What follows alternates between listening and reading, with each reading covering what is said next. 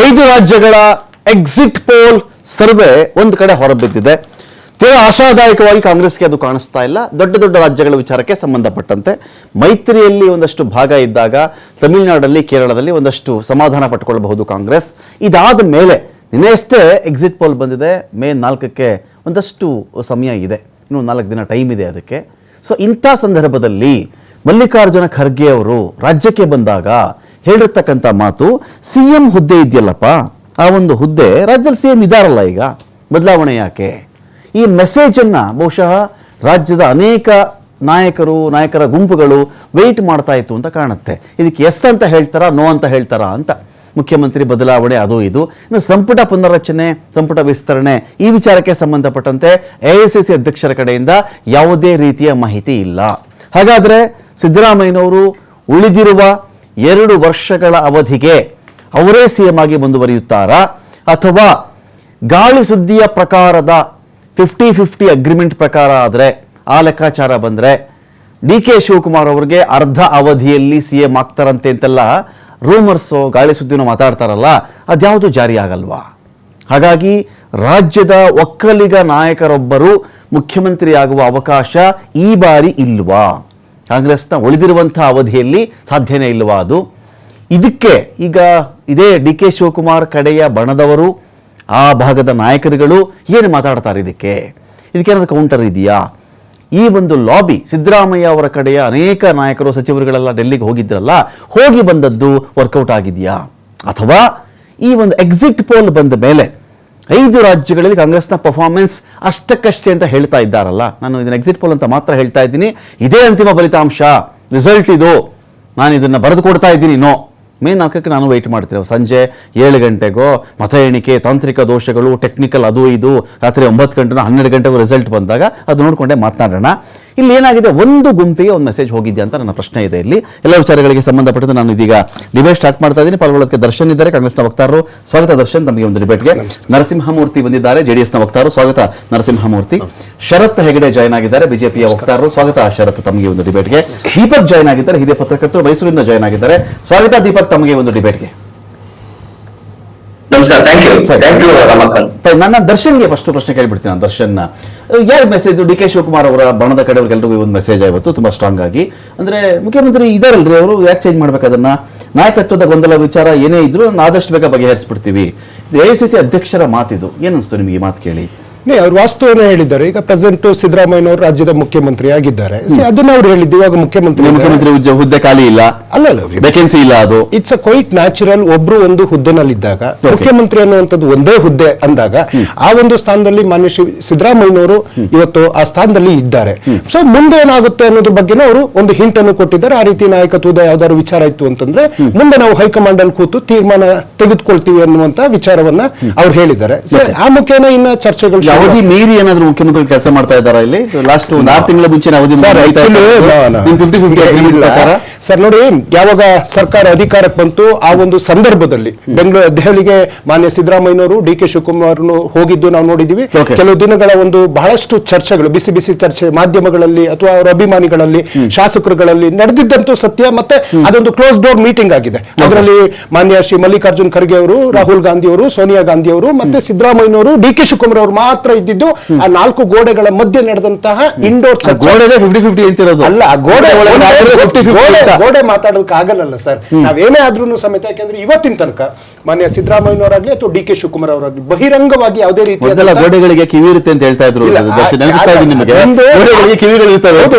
ಸರಿ, ಆದ್ರೆ ಅದು ನಮ್ಮ ಹೈಕಮಾಂಡ್ ಗೋಡೆ ಇದೆಯಲ್ಲ, ಅದೊಂಥರ ಬಂಕರ್ ಇದ್ದಂಗೆ, ಸುಲಭಕ್ಕೆ ಯಾವುದೇ ವಿಚಾರಗಳು ಹೊರಗಡೆ ಬರುವುದಿಲ್ಲ. ಸೊ ಒಂದು ಪಕ್ಷದ ಚೌಕಟ್ಟಿನಲ್ಲಿ ಆ ಒಂದು ಮತ್ತೆ DK ಶಿವಕುಮಾರ್ ಅವರು, DK ಸುರೇಶ್ ಅವರು ಅಷ್ಟೊಂದು ಫ್ಲೈಟ್ ಟಿಕೆಟ್ ಅಷ್ಟೊಂದು ದುಡ್ಡು ಯಾಕೆ ಆಗ್ತಾ ಇದ್ದಾರೆ? ಹೋಗಿ ಬಂದು ಡೆಲ್ಲಿಗೆ ಹೋಗಿ ಬರ್ತಾರೆ, ಅಷ್ಟೊಂದು ಫ್ಲೈಟ್ ಟಿಕೆಟ್ ದುಡ್ಡು ಖರ್ಚು ಮಾಡ್ತಿದ್ದಾರೆ ಡೆಲ್ಲಿಗೆ. ನೋಡಿ, ಮೊನ್ನೆ DK ಶಿವಕುಮಾರ್ ಅವರು ಹೋಗಿದ್ದು ಒಂದು ರಾಜ್ಯ ಕೆಂಪೇಗೌಡ ಇಂಟರ್ನ್ಯಾಷನಲ್ ಏರ್ಪೋರ್ಟ್ ನಿಮ್ ಪಕ್ಷದವ್ರ ಕಡೆನೇ ಅಷ್ಟೊಂದು ತುಂಬಿ ತುಳುಕ್ತಿದ್ಯಲ್ಲ ಯಾಕೆ ಡೆಲ್ಲಿ ಫ್ಲೈಟ್ ನೋಡಿ, ಅವತ್ತು ನಗರಾಭಿವೃದ್ಧಿ ಸಚಿವರಾಗಿ ಮಾನ್ಯ ಡಿ ಕೆ ಶಿವಕುಮಾರ್ ಅವರೇ ಇದ್ದಿದ್ದು, ಅಟಲ್ ಬಿಹಾರಿ ವಾಜಪೇಯಿ ಅವರೇ ಬಂದು ಶಂಕುಸ್ಥಾಪನೆ ನಮ್ಮ ರಾಜ್ಯದಲ್ವಾ ಸರ್. ನೋಡಿ, ಮೊನ್ನೆ ರಾಜನಾಥ್ ಸಿಂಗ್ ಅವ್ರನ್ನ ಮತ್ತೆ ಕೇಂದ್ರದ ಕೆಲವು ಸಚಿವರನ್ನ ಭೇಟಿ ಆಗುತ್ತೆ. ಯಾಕೆ ಅಸ್ಸಾಂನ ಉಸ್ತುವಾರಿಯನ್ನ ಮೊನ್ನೆ ಡಿ ಕೆ ಶಿವಕುಮಾರ್ ಅವರು ಕೊಟ್ಟಿದ್ರು. ಮತ್ತೆ ತಮಿಳುನಾಡು ಮಂಡಿಸಿದಾರಲ್ರಿ, ಇದೇ ಖರ್ಗೆ ಅವ್ರು ಬಂದಾಗ ಖರ್ಗೆ ಅವ್ರು ಸಿಕ್ಬಿಟ್ಟು ಹಕ್ಕು ಮಂಡಿಸಿದ್ದಾರೆ. ಏನ್ ಕತೆ ಹೇಳಿ, ಏನ್ ಮಾಡ್ತೀರಿ ಸರ್ ನಮ್ಮನ್ನ? ನೋಡಿ, ಇದು ಏನ್ ಮಾಡ್ತೀರಿ ಸರ್, ಏನ್ ಮಾಡ್ತೀರಿ ಸರ್ ಅಂತ ಕೇಳಿ ನಾನು ಎಷ್ಟೇ ಹೇಳ್ತಾ ಇರೋದು. ನಾನು ಏನ್ ಮಾಡ್ತೀರಿ ಅಂತ ಅಷ್ಟೇ ನಾನು ಕೇಳ್ತಾ ಇರೋದು. ಅದನ್ನ ನಾನು ಸಿಎಂ ಅನ್ನ ಹೊರಡೆ ಬಳಸಿಲ್ಲ. ಇದನ್ನು ಸಮೇತ ಅದು ಗೋಡೆ ಒಳಗಡೆ ನಡೆದಿರ್ತಕ್ಕಂಥದ್ದು ನಿಮಗೆ ಯಾವ ಕಿವಿ ಯಾವ ಮೂಲದಿಂದ ಕೆಲಸ ಕೊಟ್ಟಿರೋದ್ರಿ ನಮ್ಗೆ. ಹೌದು, ನಿಮ್ಮ ವಿಶ್ಲೇಷಣೆಯನ್ನ ನಾನು ಗೌರವಿಸ್ತೀನಿ ಸರ್. ಅದೊಂದು ಊಹೆ ಮೇಲೂ ಇರ್ಬೋದು ಅಥವಾ ವಾಸ್ತವನೂ ಇರ್ಬೋದು, ಏನೂ ಇರ್ಬೋದು. ನಾಳೆ ದಿನ ಬಂದಾಗ ನಾವು ಹೇಳಿದ್ವಲ್ಲ ಅಂತ ನೀವೇ ಹೇಳ್ತೀರಾ, ನಮ್ಮಲ್ಲೇ ಮೊದಲು ಅಂತಾನೂ ಹೇಳ್ತೀರಾ. ಬಟ್ ಐ ರೆಸ್ಪೆಕ್ಟ್ ನೀವೇನ್ ಮಾಡ್ತೀರಾ. ನಮ್ಮಲ್ಲೇ ಮೊದಲು ದಾವಂತಿಗೆ ಬೀಳಲ್ಲ, ಅಲ್ಲಲ್ಲ, ಸತ್ಯಕ್ಕೆ ಆದ್ಯತೆ. ಈ ಒಂದು ನಿಮ್ಮ ಒಂದು ಭವಿಷ್ಯವಾಣಿಗಳು ನಿಜವಾದಾಗ ನೀವು ಆ ಸ್ಥಾನದಲ್ಲಿ ಇದ್ದಾಗ ನಿಮಗೂ ಒಂದು ಸಂತೋಷ ಆಗುವಂತ ಸನ್ನಿವೇಶ. ಅದೇನೇ ಇರಲಿ ಸರ್, ಇವಾಗ ತಮಿಳುನಾಡು ಮತ್ತೆ ಕೇರಳದ ಒಂದು ಸ್ಟಾರ್ ಪ್ರಚಾರಕರಾಗಿದ್ರು. ಮತ್ತೆ ಒಂದು ಪ್ರತಿಷ್ಠಿತ ಕರ್ನಾಟಕದ ಬಾಗಲಕೋಟೆ, ದಾವಣಗೆರೆ ದಕ್ಷಿಣ ಚುನಾವಣೆ ಇತ್ತು. ಆ ಒಂದು ರಿಪೋರ್ಟ್ ಕಾರ್ಡ್ ನ ಏನೇನಾಗಿದೆ, ತ್ವರಿತ ಬೆಳವಣಿಗೆಗಳು ಆಯ್ತು ನಮ್ಮ ಪಕ್ಷದಲ್ಲಿ. ಈ ಎಲ್ಲಾ ವಿಚಾರಗಳನ್ನ ಚರ್ಚೆಯನ್ನ ಹೈಕಮಾಂಡ್ ಮುಂದೆ ಮಾತಾಡ್ಲಿಕ್ಕೆ ನರಸಿಂಹಮೂರ್ತಿ ಅವರೇ, ಒಕ್ಕಲಿಗ ನಾಯಕರೊಬ್ರು ಸಿಎಂ ಆಗ್ಬೇಕು ಅಂತ ಓಡಾಡ್ತಿರೋದು ಏನ್ ಗುಟ್ಟೇನಲ್ಲ. ಇದನ್ನ ದರ್ಶನ್ ಒಪ್ತಾರೋ ಬಿಡ್ತಾರೋ, ಗುಟ್ಟಾಗಿ ಏನು ಉಳಿದಿಲ್ಲ. ಸರಿಯಪ್ಪ, ಡಿ ಕೆ ಶಿವಕುಮಾರ್ ಮಾತಾಡಲ್ಲ ಅಂದ್ರೆ ಅವರ ಹಿಂಬಾಲಕರು ಮಾಗಡಿಯಿಂದನೂ ಮಾತಾಡಬಲ್ಲೆ, ಕುಣಿಗಲ್ ಕಡೆಯಿಂದನೂ ಹೋಗಬಲ್ಲೆ, ನಾನು ರಾಮನಗರಕ್ಕೂ ನಾನು ಬರಬಲ್ಲೆ. ಈ ಭಾಗದ ನಾಯಕರು ಅವಾಗೂ ಮಾತಾಡ್ತಾ ಇರ್ತಾರೆ. ಏನ್ ನಿಮ್ ನಿಲುವೇನು JDS ಒಕ್ಕಲಿಗ ನಾಯಕರೊಬ್ರು ರಾಜ್ಯಕ್ಕೆ ಸಿಎಂ ಆಗುವುದಾದರೆ? ಸರ್, ನಮ್ದು ಅಭ್ಯಂತರ ಏನಿಲ್ಲ. ಆದ್ರೆ ಇವರ ಪಕ್ಷದಲ್ಲಿ ಈಗ ಕ್ಲೋಸ್ ಡೋರ್ ಮೀಟಿಂಗ್ ಆಗಿದೆಯಾ ಅಥವಾ ಹೊರಗಡೆ ಆಗಿದೆಯಾ, ಗಾಳಿ ಸುದ್ದಿನ, ಅದು ನಮಗೇನು ಬೇಕಾಗಿಲ್ಲ, ಅವಶ್ಯಕತೆ ಇಲ್ಲ. ಈಗ ರಾಜ್ಯದಲ್ಲಿ ಬಹಳಷ್ಟು ತಿಂಗಳುಗಳಿಂದ ಬಹಳಷ್ಟು ಊಹಾಪೋಹ ಚರ್ಚೆಗಳು ನಡೀತಾ ಇದೆ ಸಿಎಂ ಬದಲಾವಣೆ ಬಗ್ಗೆ ಅಥವಾ ಸಿಎಂ ಕುರ್ಚಿ ಬಗ್ಗೆ. ಈಗ ಮಲ್ಲಿಕಾರ್ಜುನ್ ಖರ್ಗೆ ಅವರ ಇವತ್ತಿನ ಸ್ಟೇಟ್ಮೆಂಟ್, ಇವರು ನಿಜವಾಗ್ಲೂ ರಾಷ್ಟ್ರೀಯ ಅಧ್ಯಕ್ಷರಾಗಿ ಅದು ಕರೆಕ್ಟ್ ಆಗಿ ಅವರು ಸ್ಟೇಟ್ಮೆಂಟ್ ಕರೆಕ್ಟ್ ಆಗಿ ಕೊಟ್ಟಿದ್ದಾರಾ? ಈಗ ಹಿಂದಿನ ಸ್ಟೇಟ್ಮೆಂಟ್ ನಾವು ಹೈಕಮಾಂಡ್ ನಾವೆಲ್ಲ ಕುತ್ಕೊಂಡು ಚರ್ಚೆ ಮಾಡಿ ಬಗೆಹರಿಸ್ತೀವಿ ಅಂತ ಹಿಂದೆ ಹೇಳಿದ್ದಾರೆ. ಇವತ್ತು ಇಲ್ಲ, ಸಿಎಂ ಹೈಕಮಾಂಡ್ ಅಲ್ರಿ, ಅವರೇ ಹೈಕಮಾಂಡ್ ಅಲ್ವಾ ಸರ್? ಹೈಕಮಾಂಡ್ ಇದಾರೆ ಅಂತ ಇದ್ರ ಇವತ್ತೇ ಹೇಳಿದಾರಲ್ಲ, ನಮಗೆ ಹೈಕಮಾಂಡ್ ಇದೆ ಅಂತ ಅವ್ರು ಹೇಳಿದಾರಲ್ಲ. ನಿರಾಸೆ, ಬೇಜಾರಾಯ್ತಾ? ಯಾವುದೇ ಬೇಜಾರಿಲ್ಲ ಸರ್. ಇವತ್ತು ಪ್ರಜಾಪ್ರಭುತ್ವದಲ್ಲಿ ಪ್ರತಿಯೊಬ್ಬರಿಗೂ ಇದಿದೆ ಸರ್, ಅವಕಾಶ ಇದೆ. ಅವ್ರ ಅವಕಾಶ ಅವ್ರು ಮಾಡ್ಕೊಳ್ಳಿ, ನಮ್ಗೂ ಅಭ್ಯಂತರ ಇಲ್ಲ. ಆದ್ರೆ ಈ ರಾಜ್ಯದಲ್ಲಿ ನಡೀತಾ ಇರುವಂತ ಪ್ರತಿದಿನದ ಬೆಳವಣಿಗೆಗಳು ನೋಡಿದಾಗ ಒಬ್ಬ ರಾಷ್ಟ್ರೀಯ ಅಧ್ಯಕ್ಷರಾಗಿ ಕೊಡೋ ಸ್ಟೇಟ್ಮೆಂಟ್, ಇವತ್ತು ನೋಡಿ ಆಯ್ತು ಸಿಎಂ ಕುರ್ಚಿ ಖಾಲಿ ಇಲ್ಲ, ಇವಾಗ ಸಿಎಂ ಇದಾರೆ ಅಂತ ಅನಿವಾರ್ಯ ಇಲ್ಲ, ಅಂತ ಸಮಯ ಬಂದಿಲ್ಲ, ಇನ್ನು ತುಂಬಾ ದಿನ ಇದೆ ಅಂತ. ತುಂಬಾ ದಿನ ಯಾವ್ದು ಹೇಳ್ಬೇಕು, 28 ಇದೆಯಾ, 29 ಇದೆಯಾ, ಅಥವಾ ಈ ಟರ್ಮ್ ಅಲ್ಲಿ ಏನೋ ಮಾಡ್ತೀವಿ? ಒಬ್ಬ ರಾಷ್ಟ್ರೀಯ ಅಧ್ಯಕ್ಷರಾಗಿ ಯಾಕೆ ಒಂದು ಸ್ಟೇಟ್ಮೆಂಟ್ ಕೊಡಕ್ಕಾಗ್ತಾ ಇಲ್ಲ? ಕುಮಾರಣ್ಣ ಅವರ ಒಂದು ಕಾಲದ ಜೋಡೆತ್ತಿನ ಜೋಡಿ ಡಿ ಕೆ ಶಿವಕುಮಾರ್ ಅವರು ನಿಖಿಲ್ ಪರವಾಗಿ ಮಂಡ್ಯದಲ್ಲಿ ಜೋರಾದ ಪ್ರಚಾರ ಮಾಡಿದ್ರು. ಆ ಒಂದು ಸೆಂಟಿಮೆಂಟು, ಸಿಂಪತಿ ಡಿ ಕೆ ಒಂದ್ಸಲಿ ಆಗ್ಬಿಡ್ಲಿ, ನಾನಂತೂ ಎಂಜಾಯ್ ಮಾಡಿದ್ದೀನಿ ಸಿಎಂ ಪೋಸ್ಟ್ ಅಂತ ಕುಮಾರಸ್ವಾಮಿ ಅವ್ರಿಗೆ ಏನಾದ್ರು ಇದೆಯಾ? JDS ಕಾರ್ಯಕರ್ತರಿಗೆ ಆ ಒಂದು ಒಲವು ನಿಲುವು? ಸರ್, ಯಾರ ಹಣೆ ಬರ ಯಾರು ಕಿತ್ಕೊಳಕ್ಕಾಗಲ್ಲ ಸರ್. ಹಣೆ ಬರ ಅಲ್ರಿ, ರಾಜಕೀಯ ಕೇಳ್ತಾ ಇದೀನಿ. ಅದೇನ ಸರ್, ಹಣೆ ಬರ ಇದ್ರೆ ಚೆನ್ನಾಗಿದ್ರೆ ಸಿಎಂ ಡಿ.ಕೆ ಹಣೆ ಬರ ಚೆನ್ನಾಗಿದ್ರೆ ಡಿ ಕೆ ಶಿವಕುಮಾರ್ ಅವ್ರದ್ದು ಯಾರು ತಪ್ಪಿಸಕ್ಕಾಗಲ್ಲ. ಪ್ರಯತ್ನಗಳು ವಿಫಲವಾಗಬಹುದು, ಪ್ರಾರ್ಥನೆ 3 ವರ್ಷದಿಂದ ಅದನ್ನ ಕೇಳ್ತಾನೆ ಇದ್ದೀವಿ. ಪೂಜೆ ಇಲ್ಲ, ಶಕ್ತಿ ನನ್ನ ಬಿಡಲ್ಲ, ಮಾಡದೇ ಇರೋ ಪೂಜೆ ಇಲ್ಲ, ಮಾಡದೇ ಇರೋ ಹೋಮ ಇಲ್ಲ, ಮಾಡದೇ ಇರೋ ಬೇರೆ ಬೇರೆ ಏನ್ ಕಡಿಮೆ ಇಲ್ಲ ಬಿಡ್ರಿ. ನಿಮ್ಮ ಪಾರ್ಟಿ ಪೂಜೆ ಪ್ರತಿಯೊಬ್ಬರು ಮಾಡ್ತಾರೆ. ಸರ್, ಈಗ DCM ಆದ್ಮೇಲೆ ಎಷ್ಟು ಪೂಜೆಗಳು ಮಾಡಿದ್ರು, ಎಷ್ಟು ಪೂಜೆ ವಿರೋಧಿಗಳಲ್ರಿ ನೀವು? ಸರ್, ಸಿಎಂ ಆಗಕ್ಕೋಸ್ಕರ ಪೂಜೆ ಮಾಡ್ತಾರೆ. ಹೇಳಿದ್ರಾ? ಅಲ್ಲಿ ಅಪ್ಲಿಕೇಶನ್ ಇಟ್ಟಿದ್ರ ಅಲ್ಲಿ ಸಿಎಂ ಆಗ್ಬೇಕು ಪೂಜೆ ಹತ್ರ ಹೋರಾಟಗಳು ಅರ್ಥ ಆಗಲ್ಲ ಸರ್. ರಾಜ್ಯದಲ್ಲಿ ತಾವು ತೋರಿಸ್ತೀರಲ್ಲ ಸರ್, ತಾವು ಮಾಧ್ಯಮ ಮುಖಾಂತರ ತೋರಿಸಿದಾಗ ಯಾರಿಗೂ ಅರ್ಥ ಆಗಲ್ಲ. ಇದೇನು ನವೆಂಬರ್ ಕ್ರಾಂತಿ ಆಯ್ತು, ಡಿಸೆಂಬರ್ ಕ್ರಾಂತಿ ಆಯ್ತು, ಜನವರಿ ಆಯ್ತು, ಮೇ ಹತ್ರ ಬಂದ್ಬಿಡ್ತು. ನಾಳೆಯಿಂದ ಮೇ ಕ್ರಾಂತಿ ಆಗ್ಲೇ 50 ಜನ ಫ್ಲೈಟ್ ಬುಕ್ಕಿಂಗ್ ಮಾಡೋರೆ, ಬಟ್ಟೆಗಳು ಹೊಸ ಹೊಲ್ದ್ಕೊಂಡು ಆಗ್ಲಿ ಅವರು ಬೆಂಬಲಿಗರೆಲ್ಲ, ನಮ್ಮ ಇಕ್ಬಾಲ್ ಅವ್ರು ಇರ್ಲಿ, ಬಾಲಕೃಷ್ಣ ಅವ್ರು ಇರ್ಲಿ, ರಂಗನಾಥ್ ಇರ್ಲಿ, ಬೇರೆ ಬೇರೆ ಡಿ ಕೆ ಶಿವಕುಮಾರ್ ಫಾಲೋವರ್ಸ್ ಎಲ್ಲ ಯಾವ ಮಟ್ಟಕ್ಕೆ 15 ಸಿಎಂ ಆಗ್ಬಿಡ್ತಾರೆ ಅಂತಾರೆ. ಇವತ್ತು ಕೊಟ್ಟ ಸ್ಟೇಟ್ಮೆಂಟ್ ಬರೀ ಮಲ್ಲಿಕಾರ್ಜುನ್ ಖರ್ಗೆ ಅವ್ರದ ಅಥವಾ ವೇಣುಗೋಪಾಲ್ ಅವ್ರದ, ಸುರ್ಜೇವಾಲಾ ಅವ್ರದ ಅಥವಾ ರಾಹುಲ್ ಗಾಂಧಿ ಅಂತ ತಿಳಿಸ್ಬೇಕು. ಶರತ್, ಏನಿದು ಈಗ ಈ ಮುಖ್ಯಮಂತ್ರಿ ವಿಚಾರದಲ್ಲಿ ಮೊದಲು ಬಹಳ ಇಂಟ್ರೆಸ್ಟ್ ಆಗಿ ಮಾತಾಡ್ತಾ ಇದ್ರು ಬಿಜೆಪಿ ನಾಯಕರು, ಅಂತ ಆಸಕ್ತಿ ತೋರಿಸ್ದಂಗೆ ಕಾಣಿಸ್ತಾ ಇಲ್ಲ. ನಿಮ್ ಕತೆ ನೀವು ನೋಡ್ರಿ ಅಂತ ನಿಮ್ಗೆ ಏನೋ ಮೆಸೇಜ್ ಬಂದಿದೆ ಅಂತ. ತುಂಬಾ ವಿಚಾರಗಳಿಗೆ ಹೋಗ್ಬೇಡಿ, ಅವ್ರು ಏನ್ ಬೇಕಾದ್ರೂ ಮಾಡ್ಕೊಳ್ಳಿ, ನೀವು ಬಳಿಯೋದ್ ನೋಡಿ ಅಂತ ನಿಮ್ ಪಾರ್ಟಿ ಹೈಕಮಾಂಡ್ ಕಡೆಯಿಂದ ಮೆಸೇಜ್ ಇದೆ ನಿಮಗೆ ಅಂತ ಬಿಜೆಪಿ ಅವರಿಗೆ. ನಿಮ್ಗೆ ಆಸಕ್ತಿ ಇಟ್ಕೊಳಕ್ ಹೋಗ್ಬೇಡಿ ಇದ್ರಲ್ಲಿ ಅಂತ. ನಿಜಾನ? ನಮ್ಗೆ ಯಾವುದೇ ರೀತಿ ಆಸಕ್ತಿ ಇಲ್ಲ. ನೆಕ್ಸ್ಟ್ ನಮ್ಗೆ ಜನ ಬೆಂಬಲ ದೊರಕಿ ನಾವು ರಾಜಕತೆ ಆಗ್ತಾ ಇದೆ, ಅಧಿಕಾರ ಹಂಚಿಕೆ ಆಗದೆ ನೋಡಿ, ಬಿದ್ದು ಬಿಟ್ಟಿದೆ ರಾಜ್ಯ, ಅಭಿವೃದ್ಧಿ ಆಗ್ತಾ ಇಲ್ಲ, ಶೂನ್ಯ ಇಲ್ಲ ಇಲ್ಲ ಮಾತಾಡ್ತಾ ಇದ್ದಕ್ಕೆ ಕೇಳಿದ್ದೆ. ಇಲ್ಲ ನೋಡಿ ಕಾಂಗ್ರೆಸ್ ಅಲ್ಲಿ ಏನಾಗಿದೆ ಅಂತಂದ್ರೆ ಮೂಲ ಕಾಂಗ್ರೆಸ್ಸಿಗರು ಮತ್ತೆ ವಲಸಿಗ ಕಾಂಗ್ರೆಸ್ಸಿಗರ ಮಧ್ಯೆ ಅತ್ಯಂತ ದೊಡ್ಡ ಕಂದಕ ನಿರ್ಮಾಣ ಆಗಿದೆ, ಶೀತಲ ಸಮರ ಏರ್ಪಟ್ಟಿದೆ. ಆದ ಕಾರಣ ಇದೇನು ಎರಡೂವರೆ ವರ್ಷ ಅಗ್ರಿಮೆಂಟ್ ಮಾಡ್ಕೊಂಡಿದ್ದಾರೆ ಡಿ ಕೆ ಶಿವಕುಮಾರ್ ಮತ್ತೆ ಸಿದ್ದರಾಮಯ್ಯನವರು. ಡಿ ಕೆ ಶಿವಕುಮಾರ್ ಅವರೇ ನ್ಯಾಷನಲ್ ಚಾನೆಲ್ ಕುತ್ಕೊಂಡು ಹೇಳಿದಾರಲ್ವಾ, ನಮ್ಮಲ್ಲಿ ಈ 2.5 ವರ್ಷದ ಒಪ್ಪಂದ ಇದೆ ಅಂತ ಒಪ್ಕೊಂಡಿದ್ದಾರೆ. ಅದರಲ್ಲಿ ಜನರಿಗೂ ಗೊತ್ತಿದೆ, ಇದು 2.5 ವರ್ಷ ಒಪ್ಪಂದ ಇದೆ. ಈಗ 2.5 ವರ್ಷ ಕಂಪ್ಲೀಟ್ ಆಗಿದೆ. ಆದರೆ ಸಿದ್ದರಾಮಯ್ಯನವರು ಯಾವುದೇ ಕಾರಣಕ್ಕೂ ಅವರ ಸೀಟನ್ನ ಬಿಟ್ಟುಕೊಡುವ ಆ ತರಾತುರಿಯಲ್ಲಿ ಇಲ್ಲ ಅವರು. ಯಾಕೆ ಅಂತ ಹೇಳಿದ್ರೆ ನೀವು ಈಗಾಗಲೇ ನೋಡಿರ್ಬೋದು, ಅವರ ಮಗನ ಸ್ಟೇಟ್ಮೆಂಟ್ ಆಗಿರ್ಬೋದು, ಅವರ ಬೆಂಬಲಿಗರ ಸ್ಟೇಟ್ಮೆಂಟ್ ಆಗಿರ್ಬೋದು. ಇವರು ಇದು ಒಂದು ಕಡೆ ಆಗಿದ್ರೆ, ಇನ್ನೊಂದು ಕಡೆ ಇಬ್ಬರ ಜಗಳದಲ್ಲಿ ಕೂಸು ಬಡವಾಯ್ತು ಅಂತ ಇದೆಯಲ್ಲ, ಇದೊಂದು ಭಾಗ ಹೇಳ್ತಾ ಇರೋದು. ಮೂರನೇ ಲಾಭ ಆಯ್ತು ಅಂತ ಗಂಡ ಹೆಂಡತಿ ಜಗಳದಲ್ಲಿ ಮಾತ್ರ ಕೂಸು ಬಡವಾಗಿದ್ದು, ಅದೇ ನಾನು ಹೇಳ್ತಾ ಇರೋದು. ಮೂರನೇ ಲಾಭ ಆಗಿದ್ದು. ಈಗ ಮಲ್ಲಿಕಾರ್ಜುನ್ ಅವರ ಒಂದು ಸ್ಟೇಟ್ಮೆಂಟ್ ಇದೆಯಲ್ಲ, ಎಐಸಿಸಿ ಅಧ್ಯಕ್ಷರು, ಅವರ ಸ್ಟೇಟ್ಮೆಂಟ್ ಅನ್ನ ನೋಡಿದ್ರೆ ಮೇಲ್ನೋಟಕ್ಕೆ ಇಬ್ಬರ ಜಗಳದಲ್ಲಿ ಅವರು ಸಿಎಂ ಆಗ್ಲಿಕ್ಕೆ ಹೊರಟಿದ್ದಾರೆ ಅಂತೇಳಿ ಕಾಣ್ತಾ ಇದೆ. ಸಿಎಂ ಬದಲಾವಣೆ ಇಲ್ಲ ಅಂತೇಳಿ ಜನರಲ್ಲಿ ಒಂದು ರೀತಿಯಾದ ಒಂದು ಇದನ್ನ ತುಂಬಿ ತಾವು ಸಿಎಂ ಆಗ್ಲಿಕ್ಕೆ ಹೊರಟಿದ್ದಾರೆ. ಇದು ಎರಡನೇ ಭಾಗವಾದ್ರೆ, ಮೂರನೇ ಭಾಗವಾಗಿ ಜನರು ಮುಂದಿನ ದಿವಸಗಳಲ್ಲಿ ನಿಮಗೆ ತಕ್ಕ ಪಾಠವನ್ನು ಕಲಿಸ್ತಾರೆ. ಇಷ್ಟು ಮಳೆ ಆಗ್ತಾ ಇದೆ, ಉತ್ತರ ಕರ್ನಾಟಕ ಕಡೆ ಹೋದ್ರೆ ಅಲ್ಲಿ ಮೇವಿನ ಸಮಸ್ಯೆ ಇದೆ, ರೈತರ ಸಮಸ್ಯೆ ಇದೆ, ಅಂತರ್ಜಲ ಮಟ್ಟ ಕುಸಿದಿದೆ. ನಮ್ದು ಯಾವತ್ತು ಜನರ ಪರವಾಗಿದ್ದೀವಿ, ನಾವು ಜನ ಪರವಾಗಿ ನಾವು ಸಾಕಷ್ಟು ಹೋರಾಟಗಳನ್ನ ಮಾಡಿದೀವಿ. ಇವರ ಕೂರ್ಚೆ ಕಿತ್ತಾಟದಲ್ಲಿ ಇವತ್ತಿನ ದಿವಸ ಜನರನ್ನ ಇವರು ಬೀದಿಗೆ ಎಳಿತಾ ಇದ್ದಾರೆ. ಇದು ನಿಮ್ಮ ದೃಶ್ಯ ಮಾಧ್ಯಮ ಮುಖಾಂತರ ಧಿಕ್ಕಾರ ಹೇಳ್ತೀನಿ ನಾನು. ಯಾಕೆ ಅಂತ ಹೇಳಿದ್ರೆ ನಿನ್ನೆನ್ನು ಎಷ್ಟು ಮಳೆ ಆಗಿದೆ, ಎಷ್ಟು ಮರಗಿಡಗಳು ಬಿದ್ದಿದೆ. ಈ GBA ಅಂತೇಳಿ ಏನು ಪ್ರಾಧಿಕಾರ ಮಾಡಿದ್ರಲ್ಲ, ಒಂದು ಕಿಂಚಿತ್ತಾಗೂ ಅವ್ರು ಏನಾರು ಒಂದು ಕಾರ್ಯಗಳು ಮಾಡ್ತಾ ಇದಾರ? ಇವತ್ತಿನ ನಿಮ್ಮ ಏನು ರೋಡ್ ಇದೆಯಲ್ಲ ಹಿಂದೆ, ಅಲ್ಲಿ ಸಹಿತ ಮರಗಳು ಬಿದ್ದು ಹಾಗೆ ಇದೆ. ಅದ್ರ ಬಗ್ಗೆ ಏನಾದ್ರು ಯೋಚನೆ, ನಾನು ಉದಾಹರಣೆ ಹೇಳ್ತಾ ಇದ್ದೀನಿ. ಮಲ್ಲೇಶ್ವರ ಆಗಿರ್ಬೋದು, ಸರ್ಜಾಪುರ ರೋಡ್ ಆಗಿರ್ಬೋದು, ಟಿನ್ ಫ್ಯಾಕ್ಟರಿ ಆಗಿರ್ಬೋದು, ಸಾಕಷ್ಟುಗಳು ಏನು ಮರಗಿಡಗಳು ಬಿದ್ದಿದೆಯಲ್ಲ ಯಥಾಸ್ಥಿತಿಯಲ್ಲಿದೆ. ಅದರ ನಿರ್ವಹಣೆ ಸಾಗಾಟ ಮಾಡುವ ಅದ್ರ ಬಗ್ಗೆ ಯೋಚನೆ ಮಾಡ್ತಾ ಇಲ್ಲ. ಕೂರ್ಚೆ ಕಿತ್ತಾಟದಲ್ಲಿ ಇಡೀ ನಮ್ಮ ಜನರ ಏನು ಮಾತಾಡ್ತೀನಿ. ದೀಪಕ್ ಒಂದು ಪ್ರಶ್ನೆ ಇತ್ತು ನಂದು. ಈಗ ಈ ಹಳೆ ಮೈಸೂರು ಭಾಗದ ಕೆಲ ಶಾಸಕರು ಈ ತರ ಮಾತಾಡ್ತಾ ಇದ್ದಾರೆ, ಡಿ ಕೆ ಶಿವಕುಮಾರ್ ಅವರು ಸಿಎಂ ಆಗಬೇಕು ಅಂತ ಹೇಳಿ. ಹಿಂಬಾಲಕರು ಒಂದಷ್ಟು ಜನ ಸಿಎಂ ಆಗಬೇಕು ಅಂತ ಹೇಳಿದ್ರು ಅನ್ನೋ ಕಾರಣಕ್ಕೋ, ಹಿಂಬಾಲಕರು ಯಾವುದೇ ಕಾರಣಕ್ಕೂ ಮುಖ್ಯಮಂತ್ರಿಗಳಿಂದ ರಾಜೀನಾಮೆ ತೆಗೆದುಕೊಳ್ಳಬಾರದು ಅನ್ನೋ ಒಂದು ಕಾರಣಕ್ಕೋ ರಾಜ್ಯದ ಯಾವುದೋ ಮುಖ್ಯಮಂತ್ರಿ ಆಗಿದ್ದಾರೆ ಅಥವಾ ಮುಖ್ಯಮಂತ್ರಿ ಪಟ್ಟದಿಂದ ಇಳಿದಿದ್ದಾರೆ ಅನ್ನೋ ಇತಿಹಾಸ ನಮ್ಮ ರಾಜ್ಯದಲ್ಲಿ ಇಲ್ಲ. ನಮಗೆ ಗೊತ್ತಿರುವಂತೆ ಯಡಿಯೂರಪ್ಪನವರು ಅವ್ರು ಇಳಿಸಲೇಬಾರದು, ರಾಜೀನಾಮೆ ತಗೊಳ್ಬಾರ್ದು ಅಂತ ಹೇಳಿ ಸ್ವಾಮೀಜಿಗಳ ಕೂಟವೇ ಬಂದು ಕೂತಿತ್ತು ಮನೆ ಮುಂದೆ. ಕೇರ್ ಮಾಡಲಿಲ್ಲ ಬಿಜೆಪಿ, ತೆಗೆದು ಬಿಸಾಕ್ತವ್ರನ್ನ, ನಿರ್ದಾಕ್ಷಿಣ್ಯವಾಗಿ ಬಿಸಾಕ್ತವ್ರನ್ನ. ಇದು ನೋಡಿದ್ದೀವಿ ನಾವು. ಈ ಥರದ ಉದಾಹರಣೆ ಬಂದಾಗ ಯಾರೋ ಕುಣಿಗಲ್ ಹೇಳ್ಬಿಟ್ರು, ಯಾರೋ ರಾಮನಗರದವ್ರು ಹೇಳ್ತಾ ಇದ್ದಾರೆ, ಮಾಗಡಿ ಹೇಳ್ತಿದ್ದಾರೆ. ಈ ಕಾರಣಕ್ಕೆ ನಮ್ಮ ರಾಜ್ಯದಲ್ಲಿ ಮುಖ್ಯಮಂತ್ರಿ ಹುದ್ದೆ ಡಿಸೈಡ್ ಆಗಿಲ್ಲ. ಹಳೆ ಮೈಸೂರು ಭಾಗದಲ್ಲಿ ಬಿಜೆಪಿ ಪ್ರವರ್ಧಮಾನಕ್ಕೆ ಬರ್ತಿರೋದು ನಿಜ. JDSನ ಮತಗಳನ್ನೇ ಕಸಿದುಕೊಂಡು ಕಳೆದ ಚುನಾವಣೆಯಲ್ಲಿ ಹತ್ತಿರ 5% ಮತಗಳನ್ನ ಕಸಿದುಕೊಂಡಿದ್ದು ಇದೇ ಬಿಜೆಪಿ. ಮತಗಳು ಹೋಗಿದ್ದು JDS. ಯಾವತ್ತಿಗೆ JDSನವ್ರು ಕೇಸರಿ ಶಾಲಾಕಕ್ಕೆ ಶುರು ಮಾಡಿದ್ರಲ್ಲ, ಬೇರೆನೇ ಶುರುವಾಯಿತು ಹಳೆ ಮೈಸೂರು ಭಾಗದಲ್ಲಿ. ಭಾಗ 1.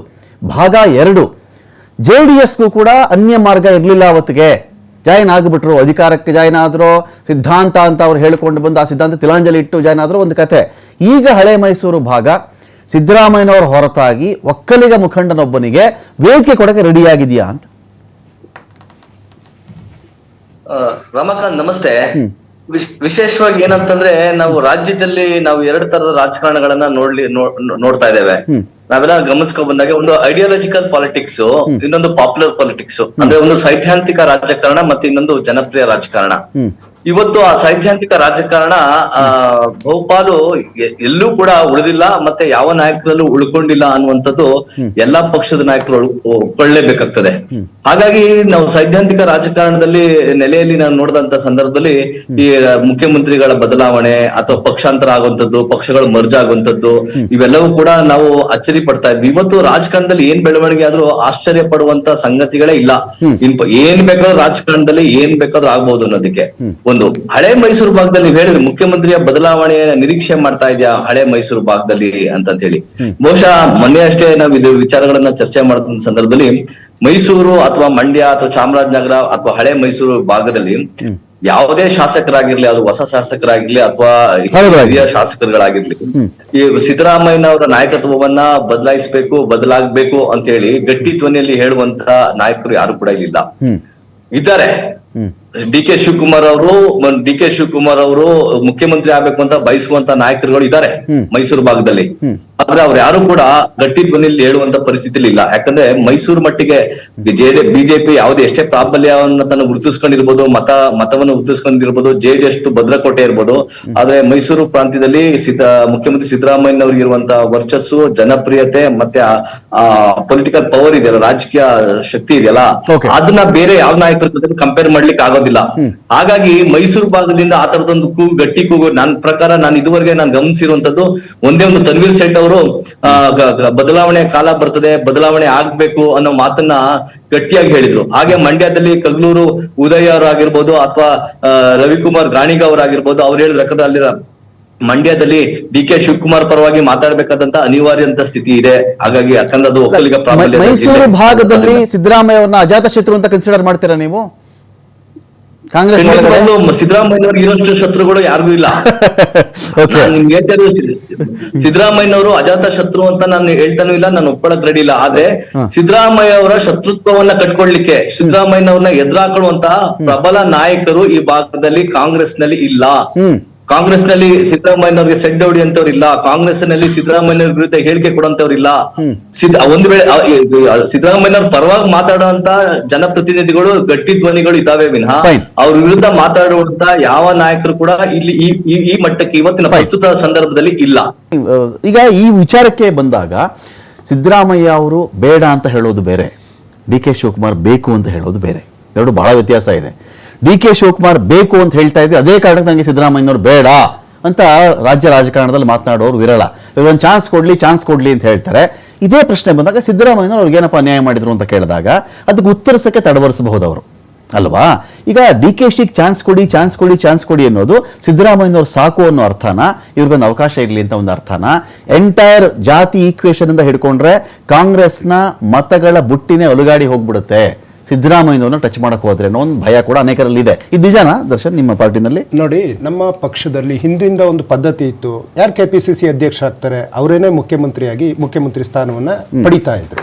2013 ಎಲೆಕ್ಷನ್ ಗೆದ್ರೆ ಪರಮೇಶ್ವರ್ ಕೇಸ್ ಎಲೆಕ್ಷನ್ ಗೆದ್ರೆ ಒಂದು ಆವರಣ ಹಾಕೊಂಡು ಗೆದ್ರೆ ಪರಮೇಶ್ವರ್ ಸೋರಿಸ್ತಾರೆ ಯಾರು ಅಂತ ಹೇಳಿ ರಾಜಕಾರಣದ ABCD ಗೊತ್ತಿಲ್ಲ, ಎಲ್ಲರಿಗೂ ಗೊತ್ತು. ಏನೇ ಇರ್ಬೋದು, ಫೈನಲ್ ಅಲ್ಲೊಂದು ಸೋಲಾಗಿದೆ. ಪ್ರಜಾಪ್ರಭುತ್ವದ ಸೋಲಿಗೆ ನಾವು ಬೆಲೆ ಕೊಡಬೇಕು. ಅದಕ್ಕೆ ಇನ್ನೊಬ್ಬರ ಹೆಸರುಗಳನ್ನ ಹಾಕುವಂಥದ್ದು ಅವಶ್ಯಕತೆ ಈಗಿಲ್ಲ. ಇಲ್ಲಿ DK ಶಿವಕುಮಾರ್ ಅವರು ಒಂದು ದಾವಣಗೆರೆ ಮತದಾರ ಅಂತ ಹೇಳ್ಬಿಡೋಣ ನಾವು. ಹಂಗಾರೆ ದಾವಣಗೆರೆ ಸೌತ್ ಮತದಾರ ಅಂತ ಹೇಳ್ಬಿಡೋಣ, ಒಲೆ ಇಟ್ಟು ಅಂತೆಲ್ಲ ಮಾತಾಡಬಾರ್ದು. ನಾನು ಒಲೆ ಇಟ್ಟು ಶಬ್ದ ಬಳಸಬಾರ್ದು. ನಾರಾಯಣ ಅವರು ಒಂದು ಹೋಟೆಲ್ ಗೆದ್ರು ಸರ್. ಸೊ ಒಂದ್ರಲ್ಲಿ ಗೆದ್ರು ಗೆಲುವೆ ಸರ್, ಒಂದ್ರಲ್ಲಿ ಸೋತ್ರು ಸೋಲೆನೆ. ಸೊ ಫೈನಲ್ ಏನು ಮಾತು ಅಂಡರ್ಲೈನ್ ಮಾಡಿ ಬೇಕಾಗುತ್ತೆ ಸರ್, ನಾಲ್ಕು ಬರೋಣಂತೆ ಸರ್. ಇವಾಗ ಈ ಮುಖ್ಯಮಂತ್ರಿ ಹುದ್ದೆ ಅನ್ನುವಂಥದ್ದು ಹೇಳಿದಾಗ ಒಂದೇನೆ, ಹಿಂದಿನ ರಾಜಕೀಯಕ್ಕೆ ನಾವು ಹೋದ್ರೆ ವೀರೇಂದ್ರ ಪಾಟೀಲ್ ಅವರಿಗೆ ಮೇ ಬಿ ಅವ್ರ ಮನೆಯವ್ರಿಗೂ ಗೊತ್ತಿರ್ಲಿಲ್ವೇನೋ ಅವ್ರು ರಾಜೀನಾಮೆ ತಗೊಳ್ತಾರೆ ಅಂತ. ಬಂಗಾರಪ್ಪನವರು ಕನಸು ಕಂಡಿರ್ಲಿಲ್ವೇನೋ ಆ ದಿನಮಾನಸಕ್ಕೆ ಬಂಗಾರಪ್ಪನವರು ಮುಖ್ಯಮಂತ್ರಿ ಆಗ್ತಾರೆ. ಆಮೇಲೆ ಮೊಯ್ಲಿಯವರು ಮುಖ್ಯಮಂತ್ರಿ ಆಗುವಂತ ಸಂದರ್ಭದಲ್ಲಿ SM ಕೃಷ್ಣ ಅವರು ದೇವಸ್ಥಾನಕ್ಕೆ ಹೋಗಿ ಪೂಜೆ ಮಾಡಿಸ್ತಾ ಇರ್ತಾರಂತೆ, ನನಗೆ ಬಂತು ಪಟ್ಟ ಅಂತ ಹೇಳ್ಬಿಟ್ಟು. ಆದ್ರೆ ವೀರಪ್ಪ ಮೊಯ್ಲಿಯವರು ಮುಖ್ಯಮಂತ್ರಿ ಆದ್ರು, ಆಮೇಲೆ SM ಕೃಷ್ಣ ಅವರಾದ್ರು. ಧರ್ಮಸಿಂಗ್ ಅವರು ಅನ್ಕೊಂಡಿರ್ಲಿಲ್ವೇನೋ ಆ ಒಂದು ಸಂದರ್ಭ. ದೇವೇಗೌಡರ ಆಶೀರ್ವಾದ ಹಾಗೇನೆ ಕಮ್ಯುನಿಟಿ ಊರೆಲ್ಲ ತಿರುಗಿದ್ರು. ಇದೇ ಧರ್ಮಸಿಂಗ್ ಅವರು 519 ಓಟ್ ಇರ್ಲಿಲ್ಲ. ನನಗೇನು ಅಪಾಯ ಆಗ್ಲಾರ ಮುಂದಿನ ದಿನಗಳಲ್ಲಿ ಧರ್ಮಸಿಂಗ್ ಕೊಟ್ಬಿಡೋಣ ಸ್ಟ್ರಾಟಜಿ ಅವತ್ತಿಂದೇನೋ ಇತ್ತೇನೋ. ಸೊ ಆದ್ರೆ ಕುಮಾರಸ್ವಾಮಿ ಅವರು ಮೊದಲ ಬಾರಿ ಶಾಸಕರಾಗಿ ರಾಜ್ಯನೇ ಗೊತ್ತಿರ್ಲಿಲ್ಲ ಅವರು ಒಬ್ರು ಮುಖ್ಯಮಂತ್ರಿ ಆಗ್ತಾರೆ ಅಂತೇಳಿ. ಆದ್ರೆ ಒಂದು ವಚನ ಭ್ರಷ್ಟ ಅಂತ ಹೇಳ್ಕೊಂಡು ಯಡಿಯೂರಪ್ಪನವರು ಮುಖ್ಯಮಂತ್ರಿ ಆದ್ರು. ಯಡಿಯೂರಪ್ಪನವರು ಜೈಲಿಗೆ ಹೋಗ್ತಾರೆ ಅಂತ ಕನಸು ಕಂಡಿರ್ಲಿಲ್ಲ ಯಾರು. ಆ ಒಂದು ಪರಿಸ್ಥಿತಿ ಕರ್ನಾಟಕ ರಾಜ್ಯದಲ್ಲಿ ಮೊದಲು. ಆಮೇಲೆ ಸದಾನಂದ ಗೌಡ್ರು ಮತ್ತೆ ಜಗದೀಶ್ ಶೆಟ್ಟರು. ಹೀಗೆ ನಾನು ಯಾಕೆ ಇಷ್ಟೆಲ್ಲ ಉದಾಹರಣೆ ಕೊಟ್ಟೆ ಅಂದ್ರೆ, ಈ ರಾಜಕೀಯ ಚದುರಂಗದ ಆಟದಲ್ಲಿ ಯಾರು ಅನ್ಕೊಂಡಿರ್ತೀವಿ ಅವ್ರಾಗಿರಲ್ಲ, ಯಾರು ಅನ್ಕೊಂಡಿರಲ್ಲ ಅವ್ರಾಗುವಂತ ಸನ್ನಿವೇಶ, ಯಾರು ಆಗೇ ಆಗ್ತಾರೆ ಅವ್ರಾಗಿರ್ತಕ್ಕಂಥ ಕೆಲವೊಂದು ಅದ್ ನಾವೇನು ಮಾಡೋದಕ್ಕೆ ಆಗುದಿಲ್ಲ ಸರ್. ಆದ್ರೆ ಈ ನಮ್ಮ ಪಕ್ಷದಲ್ಲಿ ಯಾವುದೇ ತೀರ್ಮಾನ, ನಾನು ನಿಮ್ಗೆ ವೀರೇಂದ್ರ ಪಾಟೀಲ್ ಅವ್ರದ್ದು ಮತ್ತೆ ನನ್ನ ಪ್ರಶ್ನೆ ಬಹಳ ಸರಳವಾಗಿ ಕೇಳಿದೆ. DK ಶಿವಕುಮಾರ್ ಅವರು ಮುಖ್ಯಮಂತ್ರಿ ಆಗ್ಬೇಕು ಅನ್ನೋ ಕಾರಣಕ್ಕೆ ಕೇಳ್ತಿರೋರು ಜಾಸ್ತಿ ಇದಾರ, ಸಿದ್ದರಾಮಯ್ಯನವರು ಬೇಡ ಅನ್ನೋ ಕಾರಣಕ್ಕೆ ಇವ್ರು ಬೇಕು ಅಂತ ಕೇಳ್ತಿರೋರು ಜಾಸ್ತಿ ಇದಾರ? ನೀವೇ ಉತ್ತರ ಹೇಳಿದ್ರಿ ಅವಾಗ. ಕೆಲವರು ಹೇಳಿದ ತಕ್ಷಣ ಒಂದು ಪಕ್ಷದಲ್ಲಿ ಯಾವುದೇ ನಿರ್ಧಾರ ಆಗುದಿಲ್ಲ ಅಂತ ಹೇಳ್ಬಿಟ್ಟು, ಅಂದ್ರೆ ನೀವು ಕೆಲವೊಂದು ತಾಲೂಕುಗಳ ಅಸೆಂಬ್ಲಿಗಳ ಉದಾಹರಣೆಯನ್ನು ಕೊಟ್ರಿ, ಶಾಸಕರ ಉದಾಹರಣೆಯನ್ನು ಕೊಟ್ರಿ. ಕಾಂಗ್ರೆಸ್ ಪಕ್ಷದಲ್ಲಿ ನಾವೇನ್ ಅನ್ಕೊಂಡಿರ್ತೀವಿ ಅನ್ನೋದಕ್ಕಿಂತ ನಮ್ಮ ಹೈಕಮಾಂಡ್ ಏನ್ ತೀರ್ಮಾನ ಮಾಡ್ತದೆ. ಯಾಕಂದ್ರೆ ದೇವರಾಜ್ ಅರಸು ಅವ್ರು ಆಗ್ಬೇಕಾದ್ರೆ ಅವ್ರ MLA ಆಗಿರ್ಲಿಲ್ಲ, ಆದ್ರೆ ರಾಜ್ಯದ ಮುಖ್ಯಮಂತ್ರಿ ಆದ್ರು. ಅನೇಕ ಇತಿಹಾಸದ ಹಿನ್ನೆಲೆ ಇದೆ. ಈಗ ನಮ್ಮಲ್ಲಿ ರಾಜ್ಯದಲ್ಲಿ ಮಾನ್ಯ ಸಿದ್ದರಾಮಯ್ಯನವರು ಮುಖ್ಯಮಂತ್ರಿ ಹುದ್ದೆಯಲ್ಲಿದ್ದಾರೆ. ಆ ರೀತಿಯಾದಂತಹ ಬದಲಾವಣೆ, ಯಾಕಂದ್ರೆ ಖರ್ಗೆ ಸಾಹೇಬ್ರು ಅದು ಹೇಳಿದ್ದಾರೆ, ಯಾವುದೇ ನಿರ್ಧಾರ ತಗೊಂಡ್ರು ಮೊನ್ನೆ ಸಿದ್ದರಾಮಯ್ಯನವರು ಮುಖ್ಯಮಂತ್ರಿ ಆಗ್ಬೇಕಾದ್ರೆ ಇಡೀ ಕಾಂಗ್ರೆಸ್ ನಾಯಕರನ್ನ ಒಪ್ಪಿದ್ದಾರೆ. ಹಾಗೇನೆ ಇವತ್ತು ನಾಳೆನವರು ಆ ರೀತಿ ಬದಲಾವಣೆ ಆದ್ರೆ ಪ್ರತಿಯೊಬ್ರು ಅದಕ್ಕೆ ಜೊತೆಯಾಗಿ ನಿಲ್ಲುವಂತ ಕೆಲಸವನ್ನ ಕಾಂಗ್ರೆಸ್ನವರು ಮಾಡ್ತಾರೆ. ಸರ್, ನಿಮ್ಗೆ ಯಾರಿದ್ರೆ ಅನ್ಕೊಳ್ಳೋ ನರಸಿಂಹಮೂರ್ತಿ ಅವರೇ, ಸಿದ್ದರಾಮಯ್ಯನವರು ಇದ್ರೆ ಓಕೆನಾ JDSಗೆ, ಅಥವಾ ಈ ಕಡೆ DK ಶಿವಕುಮಾರ್ ಅವರು ಆದ್ರೆ ಓಕೆನಾ? ಸಿದ್ದರಾಮಯ್ಯನವ್ರ ಮೇಲೆ JDSನ ಕತ್ತಿ ಯಾವಾಗ್ಲೂ ಜಳಪಿಸ್ತಾನೆ ಇರುತ್ತೆ. JDS ಕತ್ತಿ ಯಾವಾಗಲೂ ಪಳ ಪಳ ಪಳ ಪಳ ಅಂತ ಇರುತ್ತೆ, ಯುದ್ಧಕ್ಕೆ ಯಾವಾಗಲೂ ರೆಡಿ ಇರುತ್ತೆ. ಸಿದ್ದರಾಮಯ್ಯನವ್ರ ವಿಚಾರದಲ್ಲಿ ಕುಮಾರಸ್ವಾಮಿ ಅವರಿಗೆ ಮುಖ್ಯಮಂತ್ರಿ ಹುದ್ದೆ ತಪ್ಪಿಸ್ಬಿಟ್ರು, ಅವ್ರದ್ದು ಒಂದಷ್ಟು ಜನ ಶಾಸಕರನ್ನ ಬೇಕು ಅಂತ ಹೇಳ್ಕೊಟ್ಬಿಟ್ಟು ಮುಂಬೈಗೆ ಟಿಕೆಟ್ ಬುಕ್ ಮಾಡಿಸಿ ಕಳಿಸ್ಬಿಟ್ರು. ಇದೆಲ್ಲ ನಿಮ್ಮ ಪಕ್ಷದಿಂದ ಬರ್ತಾ ಇದೆಯಲ್ಲ, ಸೊ DK ಆದ್ರೆ ಓಕೆನಾ ಅಂತ? ಸರ್, ಕಾಂಗ್ರೆಸ್ ಪಕ್ಷಕ್ಕೆ 2023ರಲ್ಲಿ 136 ಸೀಟ್ ಕೊಟ್ಟಿದ್ದಾರೆ. ಅವರು ಸಿದ್ದರಾಮಯ್ಯರನ್ನಾದ್ರೂ ಮಾಡಲಿ, DK ಶಿವಕುಮಾರ್ನಾದ್ರೂ ಮಾಡಲಿ, ಅಥವಾ ಪರಮೇಶ್ವರ್ ಅಥವಾ ಖರ್ಗೆ ಅವ್ರನ್ನಾದ್ರೂ ಮಾಡಲಿ, ನಮ್ಗೆ ಅದು ಸಂಬಂಧ ಇಲ್ಲ ಅಂತ. ಸಂಬಂಧ ಇಲ್ಲ. ಆದ್ರೆ ಯಾರು ಇರ್ಲಿ, ಈ 5 ವರ್ಷ ನಿಮಗೆ ಜನ ಅಭಿಪ್ರಾಯ 136 ಸ್ಥಾನ ಬಹಳ ದೊಡ್ಡ ಬಹುಮತ. ಅದು ಜನರ ಒಂದು ಇದಕ್ಕೆ ಅಟ್ಲೀಸ್ಟ್ ಒಳ್ಳೆ ಕೆಲಸಗಳು ಮಾಡಿ ಅಂತ ನಾವು ಯಾಕೆ ನೀವು ಈ 19, 20, 25 ಈ ಬಾರ್ಡರ್ ದಾಟಕ್ಕೆ ಒದ್ದಾಡ್ತಾ ಇದ್ದೀರಲ್ಲ, ಯಾಕೆ ನಿಮ್ಮ ಪಾರ್ಟಿ ಏನಾಗಿದೆ? ನಿಮ್ಮ ಪಾರ್ಟಿಗೆ ತೀರಾ ಬಿಜೆಪಿ ಶಾಲು ಆಶ್ರಯಿಸುವಂತ ಒಂದು ಪರಿಸ್ಥಿತಿಗೆ ಯಾಕೆ ಹೋಯ್ತು JDS? ನೋಡಿ, ನಾವು ಯಾವ ಬಿಜೆಪಿ ಶಾಲು ಕುತ್ತಿಗೆ ಹಾಕೊಳ್ಳುವಷ್ಟು ಹಾಕೊಳ್ಳುವಷ್ಟು ಯಾಕೆ ನೋಡಿ, ನಮ್ದೊಂದು ಪರಸ್ಪರ ಬಾಯಿಗೆ ಬಂದಂಗೆ ರಾಜ್ಯದಲ್ಲಿ ಕುತ್ಕೊಂಡು ಗುಣಗಾನ ಮಾಡ್ಬಿಡ್ತೀರಿ ಇವತ್ತಿಗೆ. ರಾಜ್ಯದಲ್ಲಿ ನಮ್ದೊಂದು ಪ್ರಾದೇಶಿಕ ಪಕ್ಷ. ನಾವು ಕಾಂಗ್ರೆಸ್ ಜೊತೆ ಇಷ್ಟು ದಿನ ಬಹಳಷ್ಟು 99ರಿಂದ ಚುನಾವಣೆ ಟೈಮಲ್ಲಿ ಬಂದಾಗ ಮುಖ್ಯಮಂತ್ರಿ ಹುದ್ದೆ ನನಗೆ ಬೇಕು ಅಂತೀರಿ ನೀವು? ನಾವು 2 ಸ್ಥಾನದಿಂದ ತಗೊಂಡಿದ್ದೀವಿ.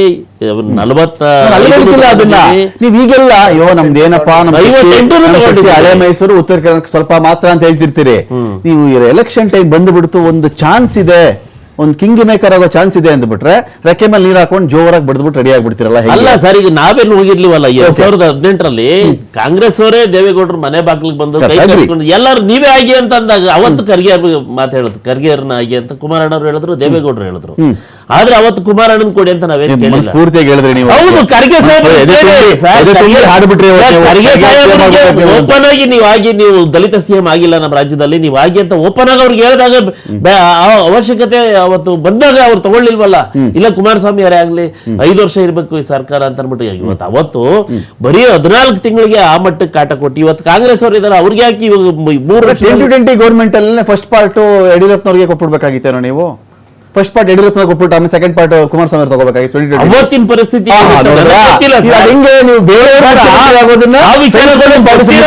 ಗೊತ್ತಿರೋ ವಿಚಾರ ನಾನು ಯಡಿಯೂರಪ್ಪನವರ CM ಆಗಿರ್ಬೇಕಾಗಿತ್ತು. ಬೇಡ ಅಂತ ನನಗೆ ಗೊತ್ತಿಲ್ಲ ಸರ್, ಅವತ್ತೇನು ಮಾತುಕತೆ ನಡೀತು ನೋಡಿಲ್ಲ. ಮಾತಾಡಿದ್ರೆ ಆ ಮೀಟಿಂಗ್ ಅಲ್ಲಿ ಏನ್ ನಡೀತು ನನ್ಗೆ ಗೊತ್ತಿಲ್ಲ. ಅವತ್ತು ನೋಡಿ, ರಾಜ್ಯದಲ್ಲಿ ಯಾವತ್ತೂ ಅಧಿಕಾರಕ್ಕೆ ಬರ್ದೇ ಇರೋಂತ ಬಿಜೆಪಿ ಪಕ್ಷದವರು ನಾವು ಸೇರ್ಕೊಂಡು ಸರ್ಕಾರ ಮಾಡಿದಾಗ ನೀವೇ ಆಗಿ ಅಂತ ಅನ್ಬಿಟ್ಟು ಮಾನ್ಯ ಕುಮಾರಣ್ಣವ್ರಿಗೆ ಅವಕಾಶ. ಶರತ್, ಈಗ ನಿಮ್ ಪಾರ್ಟಿ ಯಾರು ಕುಮಾರಣ್ಣವರು ಸಹ ಯಡಿಯೂರಪ್ಪರಿಗೂ 8 ದಿನ CM ಆಗಿದ್ದಾರೆ. ಆ ಮಧ್ಯೆ ಬಂದಂತ ಬೇರೆ ಏನೇನೋ ಕಾರಣಗಳಿಂದ ಅದು ನಮ್ಮಿಂದ ಅಲ್ಲ, ಯಡಿಯೂರಪ್ಪರೇ ಹೇಳಿದ್ದಾರೆ. ಏನಾಯ್ತು ಏನೇನಾಯ್ತು ಅಂತ ಅನ್ಬಿಟ್ಟು ಆ ದಿನಗಳನ್ನ ಮತ್ತೆ ನಾವು ನೆನಪಿಸೋದು ಬೇಡ. ನಮ್ಮ ಪಕ್ಷದಿಂದ ಆದಂತ ಇದಲ್ಲ ಅದು. DK ಶಿವಕುಮಾರ್ ಆಗೋದು ಬೇಡ ಸರ್, ಯಾರಾದ್ರೂ ಆಗ್ಲಿ ಸರ್, ಯಾರೇ ಬರ ಇದೆಯಾ ಅವ್ರು ಆಗ್ಲಿ sir. Who is most dangerous for JDS party ಅಂತ ಪ್ರಶ್ನೆ ನಂದು. ಯಾರು ಜಾಸ್ತಿ ಡೇಂಜರಸ್ JDSಗೆ?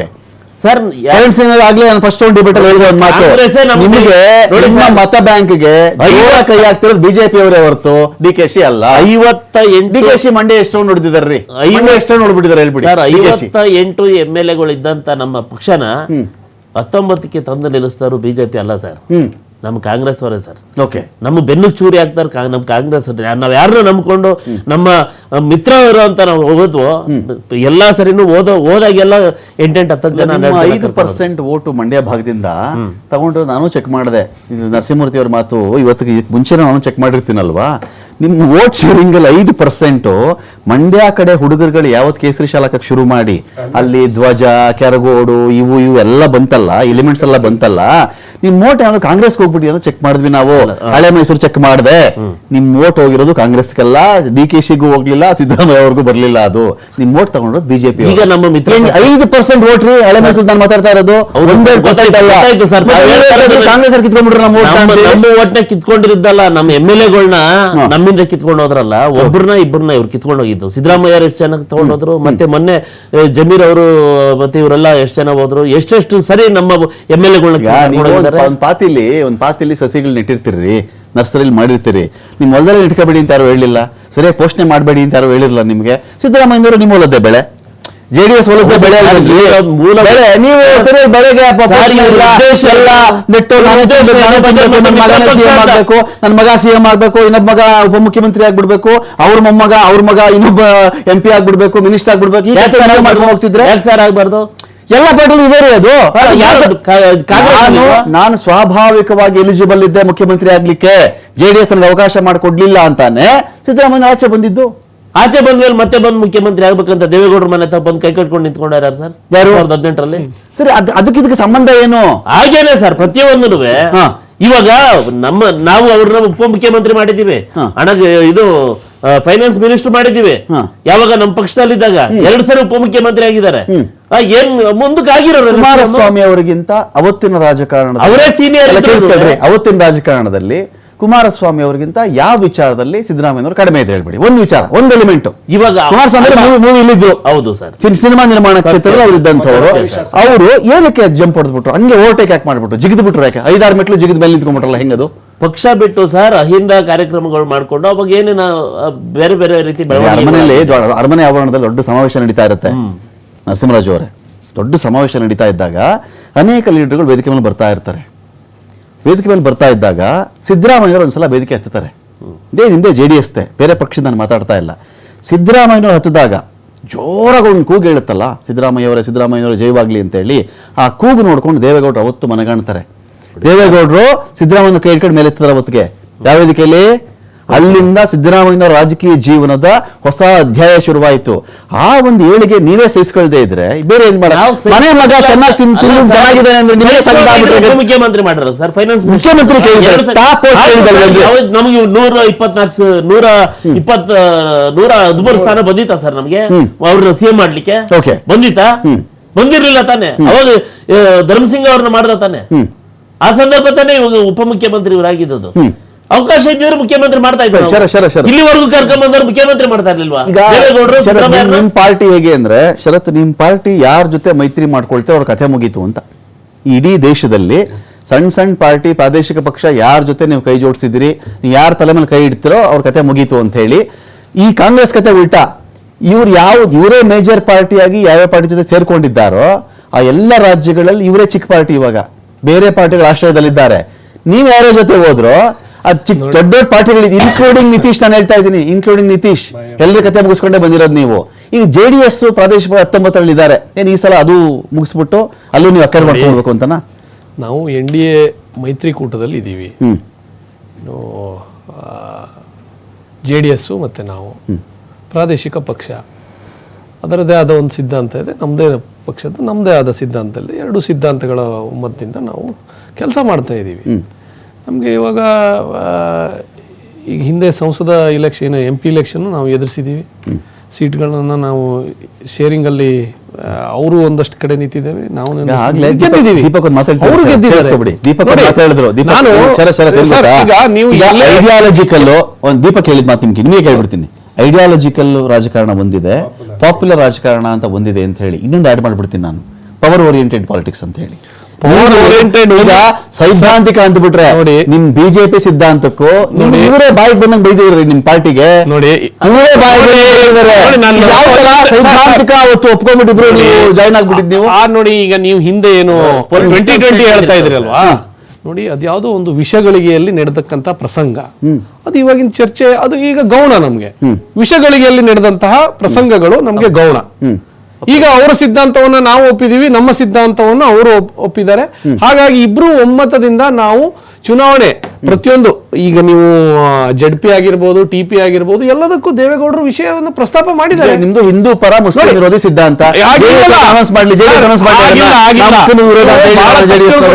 ನೋಡಿ, ನಮ್ಮಲ್ಲಿ ಯಾವುದೇ ರೀತಿಯಾಗಿ ಮುಸ್ಲಿಂ ವಿರೋಧಿಯಾಗಿ ಒಂದೇ ಒಂದು ಯಾವುದೇ ರೀತಿಯಾದ ಹೇಳಿಕೆಗಳನ್ನ ನಮ್ಮ ಬಿಜೆಪಿ ಪಕ್ಷದಲ್ಲಿ ಮುಸ್ಲಿಂ ಮಿಯಾ ಓಟ್ಗಳು ನನಗೆ ಬೇಕಾಗಿಲ್ಲ ಅಂದ್ರೆ ಶ್ರೀಮಂತ ಬಿಸ್ವಾ ಓಟ್ಸ್ ನನಗೆ ಬೇಕಾಗಿಲ್ಲ ಅಂದ್ರು. ಎಲ್ಲೋ ಒಬ್ಬಿಬ್ರು ಆ ಹೇಳಿಕೆಗಳನ್ನ ಕೊಟ್ಟಿರ್ಬೋದು. ಆಚೆ ತಿನ್ಬೇಡಿ ಅಂದ್ರು. ಸರ್ ನೋಡಿ, ನಮ್ಮಲ್ಲಿ ನೋಡಿ ಆ ತರ ನೋಡಿ, ನಾನು ಒಂದನ್ನು ನಾನು ಸ್ಪಷ್ಟಪಡಿಸ್ತೇನೆ. ಈಗ ಇರುವ ಏನು ಕಾಂಗ್ರೆಸ್ ಆಡಳಿತಾರೂಢದಲ್ಲಿರುವ ಒಂದು ಪಕ್ಷದಲ್ಲಿರುವ ಸಿದ್ಧಾಂತಕ್ಕೂ ನಮ್ಮ ಒಮ್ಮತದಲ್ಲಿ ಇರತಕ್ಕಂತ ಸಿದ್ಧಾಂತಕ್ಕೂ ಅಜಗಜಾಂತರ ವ್ಯತ್ಯಾಸ. ಅನುಕೂಲ ಸಿದ್ಧಾಂತ ಇಲ್ಲ. ನೋಡಿ, ನಮ್ಮಲ್ಲಿ ನೋಡಿ, ವ್ಯಕ್ತಿಗಿಂತ ಪಕ್ಷ ದೊಡ್ಡದು, ಪಕ್ಷಕ್ಕಿಂತ ದೇಶ ಮುಖ್ಯ. ನಮ್ಗೆ ಆ ಒಂದು ಸಿದ್ಧಾಂತ ಅಡಿಯಲ್ಲಿ ನಾವು ಕೆಲಸ ಮಾಡ್ತಾ ಇದೀವಿ. ಅದೇ ಸಿದ್ಧಾಂತದಲ್ಲಿ ನಾವು ಇವತ್ತಿನ ದಿವಸ ಚುನಾವಣೆಗೂ ಹೋಗಿದೀವಿ, ಸಾಕಷ್ಟು ರಾಜ್ಯದಲ್ಲೂ ಗೆದ್ದಿದೀವಿ ಕೂಡ. ಈಗ ಏನು 4ನೇ ತಾರೀಕಿಗೆ ರಿಸಲ್ಟ್ ನೋಡಿ, ಆ ರಿಸಲ್ಟ್ ನೋಡಿ ನೀವೇ ಹೇಳ್ತೀರಾ ನಮ್ಮ ಪಕ್ಷದ ಸಿದ್ಧಾಂತ ಏನು, ಕಾಂಗ್ರೆಸ್ ನಲ್ಲಿ ಇರ್ತಕ್ಕಂಥ ಸಿದ್ಧಾಂತ ಏನು ಅಂತೇಳಿ ನೀವೇ ಕೂತ್ಕೊಂಡು ನೀವು ವಿಚಾರವನ್ನ ಹೇಳ್ತೀರಾ. ಒಂದು ಆಮೇಲೆ ನಾನು ಒಂದನ್ನ ಸ್ಪಷ್ಟಪಡಿಸ್ತೇನೆ. ಇಲ್ಲಿ ಈಗೇನು ಆಡಳಿತಾರೂಢದಲ್ಲಿರ್ತಕ್ಕಂಥ ಏನು ಕಾಂಗ್ರೆಸ್ ಪಕ್ಷ ಇದೆಯಲ್ಲ, ನಿಮಗೆ ಇಷ್ಟು ಸೀಟ್ಗಳನ್ನ ತಂದಿರತಕ್ಕಂಥದ್ದು ನಿಮ್ಮ ಕುರ್ಚಿ ಕಿತ್ತಾಟಕ್ಕೋಸ್ಕರ ಅಲ್ಲ, ನಿಮ್ಮ ದೃಶ್ಯ ಮಾಧ್ಯಮ ಮುಖಾಂತರ ನಾನು ಹೇಳಲಿಕ್ಕೆ ಇಷ್ಟಪಡ್ತೇನೆ. ಯಾವುದೇ ಕುರ್ಚಿ ಕಿತ್ತಾಟಕ್ಕೋಸ್ಕರ ಅಲ್ಲ, ಭ್ರಷ್ಟಾಚಾರ ಮಾಡ್ಲಿಕ್ಕೋಸ್ಕರ ಅಲ್ಲ, ನೀವು ಡೆಲ್ಲಿಗೆ ಫ್ಲೈಟ್ ಹಾಕೊಂಡು ಹೋಗ್ಲಿಕ್ಕಲ್ಲ, ಜನರ ತೆರಿಗೆ ಹಣದಲ್ಲಿ ಮೋಜು ಮಸ್ತಿ ಮಾಡ್ಲಿಕ್ಕಲ್ಲ, ಜನರ ಒಂದು ಏಳಿಗೆಗೋಸ್ಕರ, ಜನರ ಅಭಿವೃದ್ಧಿಗೋಸ್ಕರ ನಿಮ್ಗೆ 136 ಸೀಟ್ ಏನ್ ತಂದಿದೆ, ಆ 136 ಸೀಟ್ ಸದುಪಯೋಗ ಪಡ್ಕೊಂಡು ಜನರ ಅಭಿವೃದ್ಧಿ ಪರವಾಗಿ ಜನರ ಅಭಿವೃದ್ಧಿಗೋಸ್ಕರ ಕೆಲಸ ಮಾಡಿ. ಜಿಲ್ಲಾ ಸಚಿವರುಗಳಿದಾರಲ್ಲ, ಅಲ್ಲಿ ಹೋಗಿ ಏನ್ ಕೆಲಸಗಳಾಗಿದೆ, ಅದರ ಸಮೀಕ್ಷೆ ಏನಾಗಿದೆ, ಅದ್ರ ಬಗ್ಗೆ ಯೋಚನೆ ಮಾಡಿ. ಅದನ್ನೆಲ್ಲ ಬಿಟ್ಟು ಕುರ್ಚಿಗೋಸ್ಕರ ಕಿತ್ತಾಟ ಮಾಡ್ಕೊಂಡು ಸಮಯ ವ್ಯರ್ಥ ಮಾಡ್ತಾ ಇದ್ದೀರಾ, ಜನರ ತೆರಿಗೆ ಹಣದಲ್ಲಿ ಮೋಜು ಮಸ್ತಿ ಮಾಡ್ತಾ ಇದ್ದೀರಾ. ಇದಕ್ಕೆ ನನ್ನ ವಿರೋಧ ಇದೆ. ದೀಪಕ್, ನಾನು ನಿಮ್ಮನ್ನು ಮಾತಾಡ್ತೀನಿ. ದೀಪಕ್, ಒಂದೇ ಒಂದು ಬ್ರೇಕ್ ಆದ್ಮೇಲೆ ನಾನು ನಿಮ್ಮನ್ನು ಮಾತಾಡ್ತೀನಿ. ಅಖಾಡ ದರ್ಶನ್, ಈಗ ನಂದು ಒಂದು ಪಾಯಿಂಟ್ ಏನಂತ ಹೇಳಿದ್ರೆ, ಇಂಥ ಸಂದಿಗ್ಧ ಪರಿಸ್ಥಿತಿಯಲ್ಲಿ DKC ಮತ್ತೆ ಪ್ರಯತ್ನ ಪಡ್ತಿರೋದು ಗುಟ್ಟಾಗೇನು ಉಳಿದಿಲ್ಲ. ಒಂದು ವೇಳೆ DKC ಏನಾದರೂ CM ಆಗದೇ ಇದ್ರೆ ಏನು ಬಂಡಾಯನಾ ನಿಮ್ಮ ಪಾರ್ಟಿನಲ್ಲಿ? ನೋಡಿ, ಈಗ ಅನೇಕ ನಾಯಕರು ಮಾತಾಡ್ತಾ ಇದಾರಲ್ಲಪ್ಪ, ಅವರ ಬೆಂಬಲಿಗರು, ಸೋಕಾಲ್ಡ್ ಬೆಂಬಲಿಗರು, ಕೋಟ್ ಅನ್ಕೋಟ್, ಆ ಬೆಂಬಲಿಗರು ದಾರಿ ಏನು ಅವ್ರಿಗೆ? ನೋಡಿ, DK ಶಿವಕುಮಾರ್ ಅವರು ಲಾಯಲ್ ಕಾಂಗ್ರೆಸ್ ಮ್ಯಾನ್. ಯಾಕೆಂದ್ರೆ ಈ ದೇಶದಲ್ಲಿ ಎಷ್ಟೊಂದು ಜನ ITED CBI ಬಳಸಿ ಅವರವರ ಪಕ್ಷಗಳಿಗೆ ಕರ್ಕೊಂಡೋಗಿ ವಾಷಿಂಗ್ ಮಿಷನ್ ಮಾಡಿ ಅವ್ರಿಗೆ ಯಾವ್ಯಾವ ಹುದ್ದೆಗಳನ್ನ ಕೊಟ್ಟರು ಅಂತ ನಾನು ಇಷ್ಟುದ್ದಲ್ಲಿ ಇಷ್ಟೇ ಹೇಳ್ಬೋದು, ಇರ್ಲಿ ಅದೊಂದ್ ಕಡೆ. ಆದ್ರೆ ಇವ್ರ ಮೇಲೆ ಅದೇ ರೀತಿ ಪ್ರಯೋಗಗಳಾದಾಗ ನಾನು ಪಕ್ಷಕ್ಕೋಸ್ಕರ ಜೈಲ್ ಶಿಕ್ಷೆ ಅನುಭವಿಸ್ತೀನಿ ಅಂತೇಳಿ ಜೈಲ್ ಶಿಕ್ಷೆ ಅನುಭವಿಸಿದ್ರು. ಇವತ್ತು ಸುಪ್ರೀಂ ಕೋರ್ಟ್ ಅಲ್ಲಿ ಆ ಕೇಸ್ಗಳೆಲ್ಲ ಖುಲಾಸೆ ಆಗಿರೋದು ವಾಸ್ತವ ಸತ್ಯ. ಈ ರೀತಿ ಆ ದ್ವೇಷದ ರಾಜಕೀಯ ಮಾಡಿದಾಗಲೇ ನರೇಂದ್ರ ಮೋದಿ ಅವರು ಅಮಿತ್ ಶಾ ಎಂತ ತಂತ್ರಕ್ಕೂ ಪ್ರತಿತಂತ್ರ ಹೆಂದು ತಾನು ಅನುಭವಿಸಿದ್ರು ಹೊರತು ಆ ರೀತಿ ಅವರು ಕನಸಲ್ಲೂ ಯೋಚನೆ ಮಾಡೋದಿಲ್ಲ ಯಾವುದು ಬೇರೆ ನಿರ್ಧಾರಗಳು ಅಂತೇಳಿ. ಅದೇ ವೀಕ್ನೆಸ್ ಆಗ್ಬಿಡುತ್ತಾ ಅಂತ, ಹೆಂಗಿದ್ರು ನಮ್ಮ ಪಾರ್ಟಿ ಬಿಟ್ಟು ಹೋಗಲ್ಲ, CM ಕೂಡ ಕೊಡದಿದ್ರು ನಡೀತದೆ ಅಂತ ಆಗ್ಬಿಡುತ್ತಾ? ಇಲ್ಲ, ಸಮಟೈಮ್ಸ್ ಇಲ್ಲ, ಸಮಟೈಮ್ಸ್ ಲಾಯಲ್ಟಿ ಕೂಡ ಒಂದು ಕರ್ಸ್ ಅಂತಾರೆ. ಇಲ್ಲ, ನಿಮ್ಮ ಇಷ್ಟೇ ಕೂಡ ಒಂದ್ಸಲ ಈ ತರ ಉಲ್ಟಾ ಆಗ್ಬಿಡುತ್ತೆ. ಇವತ್ತು ಒಂದು ವಿಚಾರ ಚರ್ಚೆಗೆ ಬಂದಿತ್ತು ಸರ್. ಪರಮೇಶ್ವರ್ ಸಾಹೇಬ್ರು ಮಲ್ಲಿಕಾರ್ಜುನ್ ಖರ್ಗೆ ಸಾಹೇಬ್ರು ವಿಚಾರ ಕುರಿತು ಮಾತಾಡ್ತಾ ಇದ್ರು. ಅನೇಕರು ಎಲ್ಲ ಹುದ್ದೆಗಳನ್ನ ಪಡೆದ್ರು, ಮುಖ್ಯಮಂತ್ರಿಗಳಾದ್ರು, ಇವ್ರಿಗೊಂದು ಅವಕಾಶ ಅಂತೇಳಿ. ಬಟ್ ನನಗೆ ಅವಾಗ ಅನ್ಸಿದ್ದು ಅಂತಂದ್ರೆ ಇವತ್ತು ದೇಶದ ವಿಚಾರದಲ್ಲಿ, ಯಾಕಂದ್ರೆ ಇವ್ರು ಮಾತಾಡ್ತಾನು ಹೇಳಿದ್ರು ಮಲ್ಲಿಕಾರ್ಜುನ್ ಖರ್ಗೆ ಸಾಹೇಬ್ರು ವಿಚಾರನ, ಈ ದೇಶದಲ್ಲಿ ಶಾಡೋ PM ರೀತಿ ರಾಜ್ಯಸಭೆನಲ್ಲಿ ಮಲ್ಲಿಕಾರ್ಜುನ್ ಖರ್ಗೆ ಸಾಹೇಬ್ರು ಇರೋದು, ಇವತ್ತು ರಾಜ್ಯದ ಮುಖ್ಯಮಂತ್ರಿಗಳನ್ನ ಆಯ್ಕೆ ಮಾಡುವಂತಹ ಹುದ್ದೆನಲ್ಲಿ ಅವ್ರು ಇರೋದು. ಅವರು ಒಂದು ರಾಷ್ಟ್ರ ರಾಜಕೀಯದಲ್ಲಿ ಇರ್ತಾರೆ. ಸೊ ಅವ್ರು ಮುಂದೊಂದಿನ ಆ ಪ್ರಧಾನಿ ಹುದ್ದೆ ಬರ್ಬೋದೇನೋ, ಯಾಕೆಂದ್ರೆ ಈ ಅವಕಾಶ ಮಿಸ್ ಆದಾಗ ಅಲ್ಲೊಂದು ದುಡ್ಡು ಸಿಗ್ಬೋದೇನೋ ನನ್ನ ಭಾವನೆ. ಸೊ ಹಾಗೆ DK ಶಿವಕುಮಾರ್ ಅವರ ಒಂದು ಹಣೆನಲ್ಲಿ ಆ ಒಂದು ಶುಭಗಳಿಗೆ ಶುಭ ವೇಳೆ ಬಂದಾಗ ಅವ್ರಿಗೆ ಆ ಸ್ಥಾನವನ್ನು ತಪ್ಪಿಸಲಿಕ್ಕೆ ಯಾರಿಂದನೂ ಸಾಧ್ಯ ಇಲ್ಲ.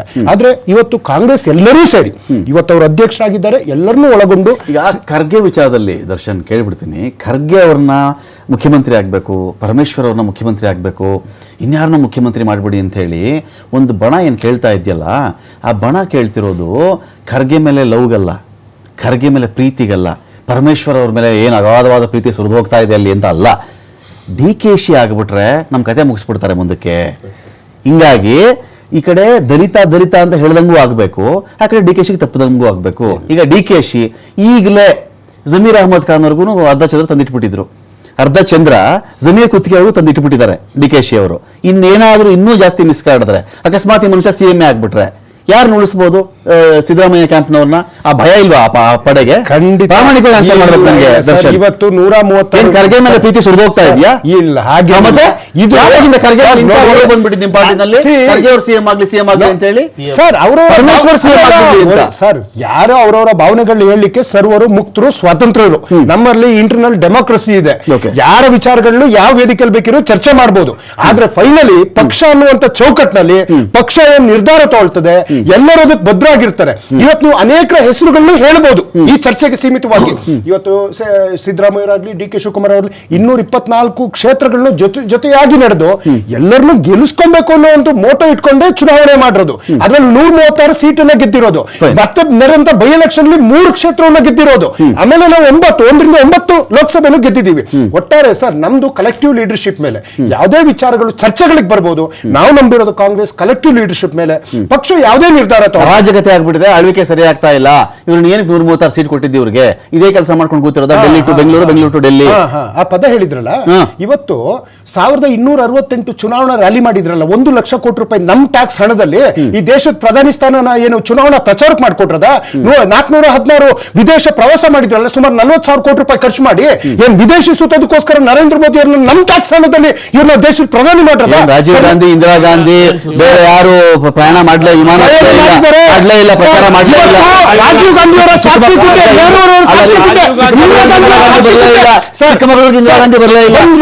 ನೆಹರೂರವ್ರದ್ದು ಇವತ್ತು ತುಂಗಭದ್ರಾ ಡ್ಯಾಮ್ ಇದೆಯಲ್ಲ ಸರ್, ಎಲ್ಲಿ ನೀವು HL ನೋಡ್ಬೋದು, IIT ನೋಡ್ಬೋದು, ಅಥವಾ ವಿಮಾನ ನಿಲ್ದಾಣಗಳು ನೋಡ್ಬೋದು, ಅಥವಾ ಯೂನಿವರ್ಸಿಟಿಗಳು ನೋಡ್ಬೋದು, ಕೇಂದ್ರೀಯ ವಿದ್ಯಾಲಯಗಳನ್ನ ನೋಡ್ಬೋದು, ಕರ್ನಾಟಕದಲ್ಲಿ ಅನೇಕ ಏರ್ಪೋರ್ಟ್ ಗಳನ್ನ ನೋಡ್ಬೋದು. ಯಾರ ಸಾಕ್ಷಿ ಗುಡ್ಡೆ? ನರೇಂದ್ರ ಮೋದಿ 12 ವರ್ಷ ಆಯ್ತಲ್ಲ ಈ ದೇಶದ ಪ್ರಧಾನಿಯಾಗಿ. ನೀವು ಇಂದಿರಾ ಗಾಂಧಿನ ಕೇಳಿ, ನೆಹರು ಕೇಳಿ, ರಾಜೀವ್ ಗಾಂಧಿ ಕೇಳಿ, ಅವರ ಸಾಕ್ಷಿ ಗುಡ್ಡೆ ಕಣ್ಮುಂದೆ ಇದೆ.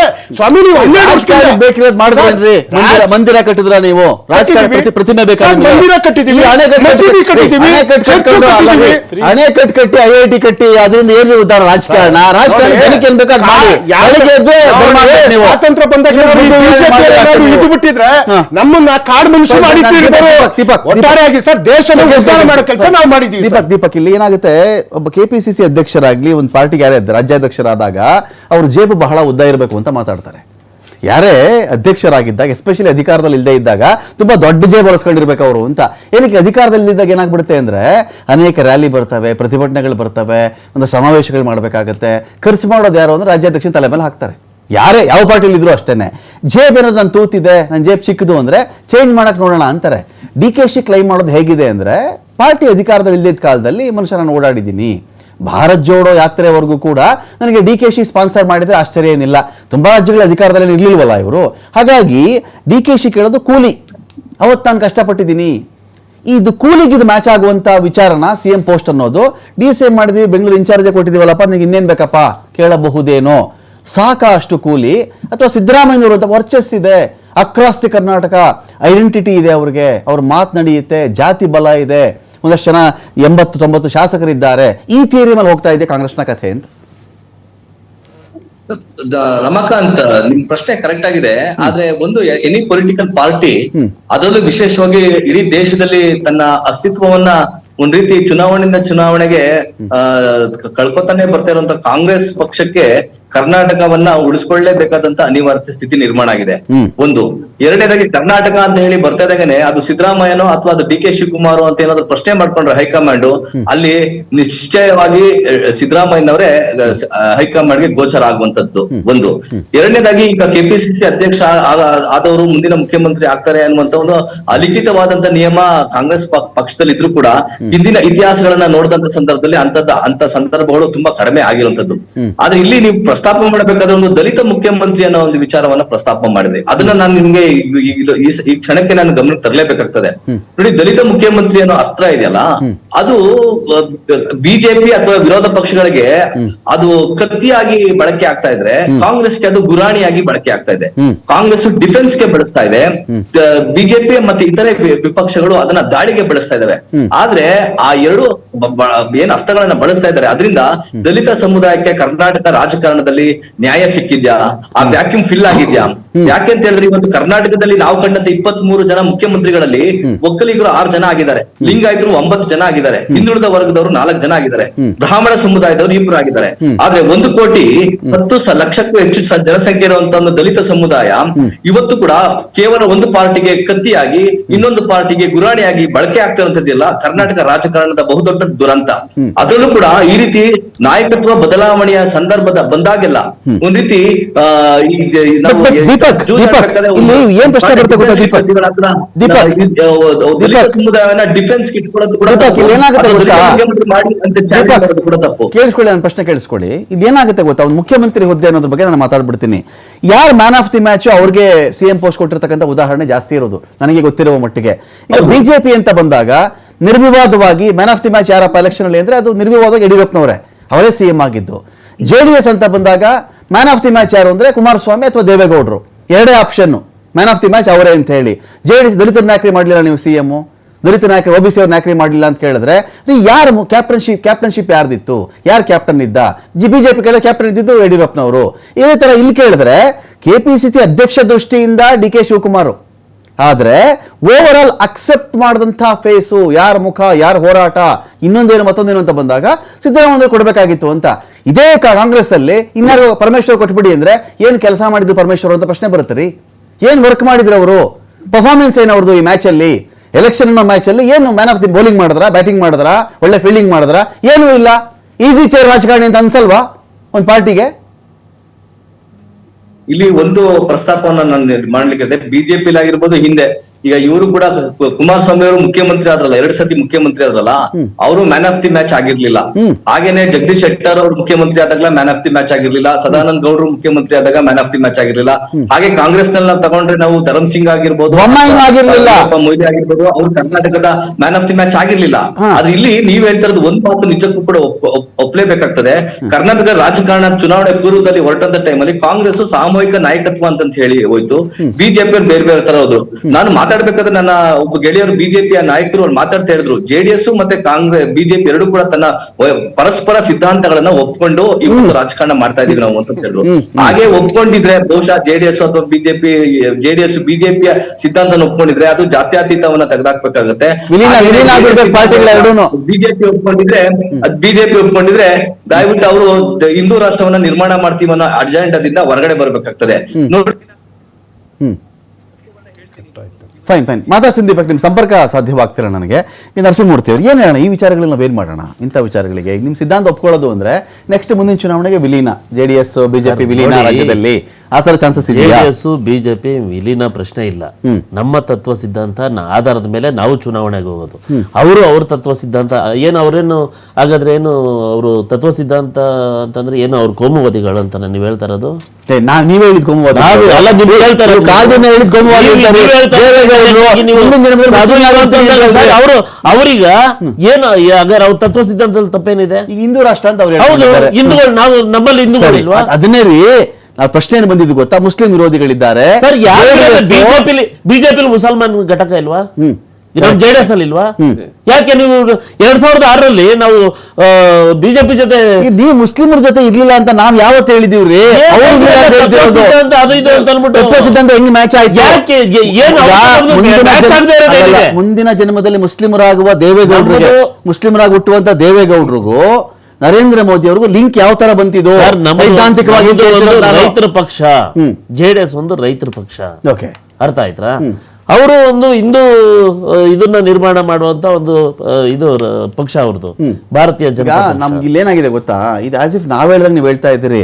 ದೇವೇಗೌಡರು ಕುಮಾರಸ್ವಾಮಿ ಅವರು ಒಂದ್ 5 ವರ್ಷ ಮುಂಚೆ ಮಾತಾಡಿರೋ ಕ್ಲಿಪ್ಗಳನ್ನ ನಾನೇನಾದ್ರು ಪ್ಲೇ ಮಾಡಿಬಿಟ್ರೆ, ನಾನು ಲೈನ್ ಕೊಟ್ಬಿಟ್ರೆ ನೀವು ಇದೇ ಬಿಜೆಪಿ ಬಗ್ಗೆ, ಇದೇ ಮೋದಿ ಅವ್ರ ಬಗ್ಗೆ, ಇದೇ ಕುಮಾರಸ್ವಾಮಿ ಅವರು, ಇದೇ ದೇವೇಗೌಡರು ಮಾತಾಡಿರೋ ಕ್ಲಿಪ್ಗಳು ನಾನು ಪ್ಲೇ ಮಾಡಿಬಿಟ್ರೆ ಪೊಲಿಟಿಕಲ್ ಏನು ಮಾತಾಡೋಣ? ಸ್ಟೇಟ್ಮೆಂಟ್ಸ್ ಪ್ರತಿಯೊಬ್ಬರು ಅಂದ್ರೆ ಸಿದ್ಧಾಂತ ಗಿದ್ಧಾಂತ ಇಲ್ಲ ಅವತ್ತಿಂದ ಅವತ್ತಿಗೆ. ಸರ್ ಅಲ್ಲ ಸರ್, ಅವತ್ತಿಂದ ಅವತ್ತಿಗೆ ಅಲ್ಲ, ಆ ಸಂದರ್ಭಕ್ಕೆ ಏನೋ ಮಾತಾಡಿರ್ತಾರೆ. ಆ ಸಂದರ್ಭಕ್ಕೆ ಸಿದ್ಧಾಂತ ಮ್ಯಾಚ್ ಆಗಿದೆ, ಹಿಂದುತ್ವ ಇದು ನೀವು ಹೇಳ್ತಾ ಇದ್ರಲ್ಲ, ಎಲ್ಲಾರ ಜೊತೆ ಚೆನ್ನಾಗಿದ್ರಲ್ರಿ? ಏನ್ ಸರ್? ಎಲ್ಲಾರ ಜೊತೆ ಚೆನ್ನಾಗಿದ್ದಿರ್ತಾರೆ ನೀವು. ಹೌದು, ಈ ಹಿಂದೂ ಜೊತೆ ಮುಸ್ಲಿಂ ಜೊತೆನಲ್ಲಿ ಹೌದು, ಈಗ ನಮ್ಮಲ್ಲಿ ಮುಸ್ಲಿಂ ಇಲ್ವಾ, ನಮ್ಮಲ್ಲಿ ಹಿಂದೂ ಇಲ್ವಾ? ಈಗ ನಿಮ್ ಮುಸ್ಲಿಂ ವೋಟ್ ನಿಮ್ದು ಎಷ್ಟು ಡಿಕ್ರೀಸ್ ಆಗಿದೆ ಅದು ಗೊತ್ತಾ ನಿಮ್ಗೆ? ಸರ್ ಅದು ಯಾರು ಮಾಡಿದ್ರು, ಯಾಕೆ ಮಾಡಿದ್ರು, ಇವತ್ತು ಮುಸಲ್ಮಾನರಿಗೆ ಅರ್ಥ ಆಗಿದೆ. ಜಮೀರ್ ಜೊತೆ ವೋಟ್ ಬ್ಯಾಂಕ್ ನಿಮ್ಗೆ ಮುಸಲ್ಮಾನರಿಗೆ ಇವತ್ತು ಅರ್ಥ ಆಗಿದೆಯಲ್ಲ, ಏನಂತ? ಚಾಕ್ಲೇಟ್ ಕೊಟ್ಟಿ ಹೆಂಗ್ ಹೊಡಿತಾವ್ರೆ ಕಾಂಗ್ರೆಸ್ ಅವರು ಅಂತ ಇವತ್ತು ಅರ್ಥ ಆಗಿದೆಯಲ್ಲ. ಓಕೆ, ಅರ್ಥ ಆಗಿದೆಯಲ್ಲ. ಅದಕ್ಕೆ ಅಲ್ವಾ ಈ ದಾವಣಗೆರೆ ಬಾಗಲಕೋಟೆ ಚುನಾವಣೆಯಲ್ಲಿ ಮುಸಲ್ಮಾನರು ಈಗ ನಾವ್ ಇನ್ನು ಬಿಜೆಪಿ ನಂಬೋದು, ಜೆಡಿಎಸ್ ನಂಬೋದು, ಮತ್ತೆ ನೀವು ನಮಗೆ ಡೇಂಜರ್ ಕಾಂಗ್ರೆಸ್ ಅಂತ ಅವ್ರು ಹೇಳ್ತಿದಾರಲ್ಲ, ನಾವು ಹೇಳ್ತಾ ಇಲ್ಲ, ಮುಸಲ್ಮಾನರು ಹೇಳ್ತಾವ್ರೆ. ಪಕ್ಷದ ಬಾಗಿಲಲ್ಲ, ಕಿಟಕಿಯಿಂದಾನೇ ಸೇರಿಸ್ಕೊಂಡ್ಬರಕ್ಕೆ ಟ್ರೈ ಮಾಡ್ತಾ ಇದ್ದೀರಿ ನೀವು ಮುಸ್ಲಿಮರು. ನೋಡಿ ಸರ್, ಕಿಟಕಿಯಿಂದಾನೇ ಮುಸಲ್ಮಾನರು ನಮ್ಮ ಜೊತೆ ಅವತ್ತಿಂದ ಇದ್ದಾರೆ, ಇವತ್ತು ಇದ್ದಾರೆ, ನಾಳೆನೂ ಇರ್ತಾರೆ. ಆದ್ರೆ ಕಳೆದ ಚುನಾವಣೆಯಲ್ಲಿ ಕಾಂಗ್ರೆಸ್ ಕುತಂತ್ರದಿಂದ ಏನೇನು ಮಾಡಿದ್ದಾರೆ ಅದು ಇವಾಗ ಮುಸಲ್ಮಾನರಿಗೆ ಅರ್ಥ ಆಗಿದೆ. ಓಕೆ, ಭಾರತೀಯ ಜನತಾ ಪಾರ್ಟಿ ಸರ್ ತಾವು ದಾವಣಗೆರೆ ಚುನಾವಣೆಯಲ್ಲಿ ಬಿಜೆಪಿ ಜೊತೆ ಸೇರಿದ ಮೇಲೂ ನಿಮ್ಮ ಪಕ್ಷದ ಯುವರಾಜ ನಿಖಿಲ್ ಕುಮಾರಸ್ವಾಮಿ ಅವ್ರನ್ನ ಚನ್ನಪಟ್ಟಣದಲ್ಲಿ ಯಾಕೆ ಗೆಲ್ಸ್ಕೊಳಕ್ಕಾಗಿಲ್ಲ ನೀವು? ಸರಿ ಸೇರಿದ ಮೇಲೂ ಸರ್, ಈಗ ಇಡೀ ಕರ್ನಾಟಕ ಸರ್ಕಾರನೇ ಬಂದು ಅಲ್ಲಿ ಕುತ್ಕೊಂಡು ಎಷ್ಟು ಕೋಟಿಗೆ ರಾಮನಗರದಲ್ಲಿ ಮುಸ್ಲಿಂ ವೋಟ್ ಎಷ್ಟಿದೆ ರೀ? ನೀವು ಹೇಳಿ ನರಸಿಂಹಮೂರ್ತಿ ಅವರು 40,000 ಹೌದು ಸರ್. ನಿಮ್ ಜೆಡಿಎಸ್ ಅವರು ಒಪ್ಪಿದ್ದೆ ನಿಜವಾಗಿದ್ದಿದ್ರೆ ಓಟ್ ಇಕ್ಬಾಲ್ಗೆ ಯಾಕ್ರಿ ಹೋಯ್ತು? ನಿಖಿಲ್ ಬರ್ಬೇಕಾಗಿತ್ತು. ನನಗೆ ಅವಕಾಶ ಕೊಡಿ ಮಾತಾಡ್ಲಿಕ್ಕೆ. 2023 ಚುನಾವಣೆಯಲ್ಲಿ ಕಾಂಗ್ರೆಸ್ಸಿನ ಕುತಂತ್ರದಿಂದ ಏನೇನು ಮಾಡಿದ್ರು, ಮುಸಲ್ಮಾನರಿಗೆ ಯಾವ ತರ ಚಾಕ್ಲೇಟ್ ಕೊಟ್ರು, ಈ ದಾವಣಗೆರೆ ಚುನಾವಣೆಯಲ್ಲಿ ನಿಮ್ ಮುಂದೆ ಹೇಳಿದ್ರಲ್ಲ ಮೈಕ್ ಹಿಡಿದಾಗ, ನಾವು ಬಿಜೆಪಿಗೆ ಬೇಕಾದ್ರೆ ಓಟ್ ಹಾಕ್ತಿವಿ, ಕಾಂಗ್ರೆಸ್ ಓಟ್ ಹಾಕಲ್ಲ ಅಂತ ಮುಸಲ್ಮಾನರು ಹೇಳ್ತಾ ಇರೋದು, ನಾವಲ್ಲ. ಮುಸಲ್ಮಾನರು ಹೇಳ್ತಾ ಇದ್ರೆ ಇವತ್ತು ಅರ್ಥ ಆಗಿದೆ ಅವ್ರಿಗೆ, ಕಾಂಗ್ರೆಸ್ ಅವರ ಕುತಂತ್ರ ಇವತ್ತು ಅರ್ಥ ಆಗಿದೆ. ಕಾಂಗ್ರೆಸ್ ದಕ್ಷಿಣ ಆದ್ಮೇಲೆ ಈ ಸಿದ್ಧಾಂತ ಅರ್ಥ ಆಯ್ತು. ಅಲ್ಲಿವರೆಗೂ 2023 ಇವರು ಕುತಂತ್ರ ಅವ್ರು ಮಾಡಿದ್ರಲ್ಲ ಕುತಂತ್ರ, ಅದನ್ನ ನಂಬಿಟ್ರು. ಆದ್ರೆ ಇವತ್ತು ಅವ್ರಿಗೆ ಅರ್ಥ ಆಗ್ತಾ ಇದೆ. ಈಗ ಈ ಒಂದು ಪಾರ್ಟಿ ಕಡೆಯಿಂದ ಸದ್ಯಕ್ಕೇನು ಸ್ಟ್ಯಾಂಡ್ ಇಲ್ಲ ನಿಮ್ದು. ಡಿ ಕೆ ಶಿ ಅವರಾದ್ರೂ ಸಿಎಂ ಆಗಿರ್ಲಿ, ಸಿದ್ದರಾಮಯ್ಯನವರಾದ್ರೂ ಆಗಿರ್ಲಿ, ಅಥವಾ ಬೇರೆಯವರಾದ್ರೂ ಆಗಿರ್ಲಿ, ಇದೇನು ನಿಮ್ದು ಸದ್ಯಕ್ಕೇನು ಸಮಸ್ಯೆ ಇಲ್ಲ ನಿಮಗೆ? ನೋಡಿ, ನಮ್ದು ಒಂದೇ ಇರ್ತಕ್ಕಂಥದ್ದು, ಜನರ ಪರವಾಗಿ ನೀವು ಅಧಿಕಾರಕ್ಕೆ ಬಂದಿದ್ದೀರಾ ಅಂದರೆ ಜನರ ಅಭಿವೃದ್ಧಿಗೋಸ್ಕರ ಯಾವುದೋ ಒಂದಷ್ಟು ಪಂಚ ಗ್ಯಾರಂಟಿಗಳನ್ನು ಜನರ ಮುಂದಿಟ್ಟು ನೀವು ಅಧಿಕಾರಕ್ಕೆ ಬಂದಿದ್ದೀರಾ, ಅದನ್ನು ಸರಿಯಾಗಿ ನಿಭಾಯಿಸಿ ನೀವು ಜನಪರವಾಗಿ ಕೆಲಸ ಮಾಡಿ ಹೇಳೋದೊಂದೇ ನಮ್ದು ವಾದ, ಬಿಟ್ರೆ ಬೇರೆ ಯಾವುದಿಲ್ಲ. ಆಮೇಲೆ ಒಂದನ್ನು ಹೇಳಿದ್ರು, ಈ ಚರ್ಚೆ ಇರಬೇಕಾದ್ರೆ ದರ್ಶನ್ ಅವರ ಸಬ್ಕಾ ವಿಕಾಸ್ ಮತ್ತೆ ಸಬ್ಕಾ ಸಾಥ್ ಸಬ್ಕಾ ವಿಕಾಸ್ ಅಂತ ಹೇಳಿದಿರ್ತಕ್ಕಂಥದ್ದು. ನಮ್ಮಲ್ಲೂ ಸಹಿತ ಅಲ್ಪಸಂಖ್ಯಾತ ಮೋರ್ಚಾ ಇದೆ, ಮುಸ್ಲಿಂ ಪದಾಧಿಕಾರಿಗಳು ನಮ್ಮಲ್ಲೂ ಯಾವ ಪಾರ್ಟಿ ಯಾವುದೇ ರೀತಿಯಾಗಿ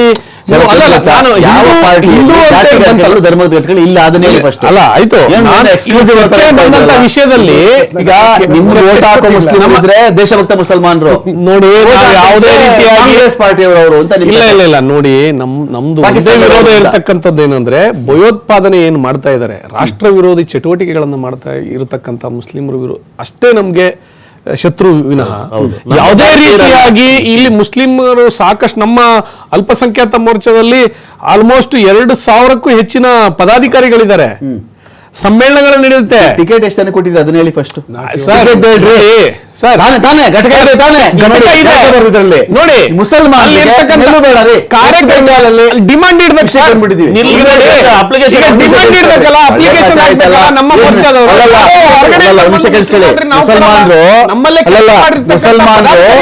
ಮುಸಲ್ಮಾನರು ನಿಮ್ ಪಾರ್ಟಿಗೆ ಮೆಂಬರ್ ಆದಾಗ ರಾಜಕೀಯ ಸನ್ಯಾಸತ್ವದ ಫಾರ್ಮ್ ಫಿಲ್ ಮಾಡ್ಬಿಟ್ಟು ಏನ್ ಜಾಯ್ನ್ ಆಗಿಲ್ಲ ನಿಮ್ ಪಾರ್ಟಿಗೆ. ಆಸೆನೇ ಇಲ್ವಾ? ವೆಸ್ಟ್ ಬೆಂಗಾಲ್ ಅಲ್ಲಿ 10 ಮುಸ್ಲಿಮರು ಹೇಳ್ರಿ, ಹೆಸರು ಹೇಳ್ರಿ. ಸರಿ, ಇವ್ರು ಬೇಡ, ಇವ್ರು ಸರಿ ಇಲ್ಲ, ನಾನು ಅದಕ್ಕೆ ಬರ್ತೀನಿ. ಸರಿ ಇಲ್ಲ, ಕೇಳಿಸ್ಕೊಳ್ಳಿ ಸರ್, ಸರಿ ಇಲ್ಲ, ಕಾಂಗ್ರೆಸ್ ದವ್ರು ಸರಿ ಇಲ್ಲ, ಇವರು ಮುಸಲ್ಮಾನರಿಗೆ ಅನ್ಯಾಯ ಮಾಡಿದ್ದಾರೆ, ಅವರ ಪಾರ್ಟಿಯಿಂದ ಐಸ್ ಕ್ರೀಮ್ ಯಾವ ಮುಸಲ್ಮಾನರು ಕೊಟ್ಟಿದ್ದೀರಿ, ಭರ್ಜರಿ ಭೋಜನ ಯಾರಿಗಾಕ್ಬಿಟ್ಟಿದ್ದಾರೆ. ನಮ್ಮ ನಿಗಮ ಮಂಡಳಿಯಲ್ಲಿ ಮುಸ್ಲಿಮರಿಗೆ ಅವಕಾಶ ಕೊಟ್ಟಿದೆ. ಮೋರ್ಚಾಗಳಲ್ಲಿ ನಿಗಮ ಮಂಡಳಿ ಅಲ್ಲಲ್ಲ, ಸರ್ಕಾರ ಬಂದಾಗ ನಿಗಮ ಮಂಡಳಿಗಳಿಗೆ ನಮ್ಮ ಪಠಾಣ ಅಂತ ಹೇಳೋ ವ್ಯಕ್ತಿ ಅಲ್ಲ, ಆ ನಿಗಮ ಮಂಡಳಿ ಇರೋದೇ 6, ಇರೋದು 6, ಉಳಿದ 36 ಲೆಕ್ಕಕ್ಕೆ ಬರಲ್ಲ. ನಮ್ಮಲ್ಲಿ ಏನಿದೆ, ಮುಸ್ಲಿಮರಿಗೆ ಟಿಕೆಟ್ ಅನ್ನ ಕೊಡಬೇಕು ಅಂತ ಹೇಳಿದ್ರೆ ನಮ್ಮಲ್ಲಿರುವ ಪದಾಧಿಕಾರಿಗಳು ಡಿಮಾಂಡ್ ಮಾಡಬೇಕು, ಅವಾಗ ಕೊಡ್ತೀವಿ. ಕಾರ್ಯಕರ್ತರಲ್ಲಿ ಚರ್ಚೆ ಹೊರಗಡೆಯಿಂದ ಬಂದಂತ ನಾವು ಕೊಡಿ, ಕೊಡಿ ಅಂತ ನಾವು ಕೊಡಕ್ಕಾಗತ್ತಾ? ಲಾಸ್ಟ್ ಟೈಮ್ ಚರ್ಚೆಯಲ್ಲಿ ಒಂದು ಪ್ರಶ್ನೆ ಕೇಳಿದ್ದೆ ನಾನು, ಇದೇ ತರ ಡಿಬೇಟ್ ಅಲ್ಲಿ ಕೇಳಿದ್ದೆ. ಮಹಿಳಾ ಮೀಸಲಾತಿ ಅಂದ್ರೆ ಮಂಡಿಸಕ್ ಹೋಗ್ತಾ ಇದ್ದೀರಿ, 33% ರಿಸರ್ವೇಶನ್ ಬಗ್ಗೆ ಜೋರಾಗಿ ಮಾತಾಡ್ತಾ ಇದ್ದೀರಿ. ನಿಮ್ ಪಾರ್ಟಿಯಿಂದ ಟಿಕೆಟ್ ಕೊಟ್ಟಿರೋ ಪರ್ಸೆಂಟೇಜ್ ನೋಡಿದ್ರೆ 10% ದಾಟಿಲ್ಲ, 8% ದಾಟಿಲ್ಲ. ಇವರು ಈಗ ಮುಸಲ್ಮಾನರು ಕಾಂಗ್ರೆಸ್ ಚಾಕ್ಲೇಟ್ ಕೊಟ್ಬಿಟ್ರು, ಮೋಸ ಮಾಡಿದ್ದಾರೆ, ಅರ್ಧ ಚಂದ್ರ ಆಗ್ತಿದ್ದಾರೆ ಎಂದಾಗ ಜೆಡಿಎಸ್ ಹೇಳ್ತಾ ಇದ್ರು ಇವತ್ತವರಿಗೆ ಸತ್ಯ ಗೊತ್ತಾಗಿದೆ ಅಂತ. ಅವ್ರ ಮುಂದೆ ಆಪ್ಷನ್ ಏನು? ಪಾರ್ಟಿ ಟಿಕೆಟ್ ಕೊಡೋಲ್ಲ ಬೇರೆಯವರು. ಟಿಕೆಟ್ ಮೀಸಲಾತಿ ಬಿಟ್ಬಿಡಿ, ಟಿಕೆಟ್ ಇಲ್ಲದೆ ಇದ್ದಾಗ ಕಾಂಗ್ರೆಸ್ ಅವರೇ. ದೀಪಕ್ ದೀಪಕ್ ದೀಪಕ್ ದೀಪಕ್ ದೀಪಕ್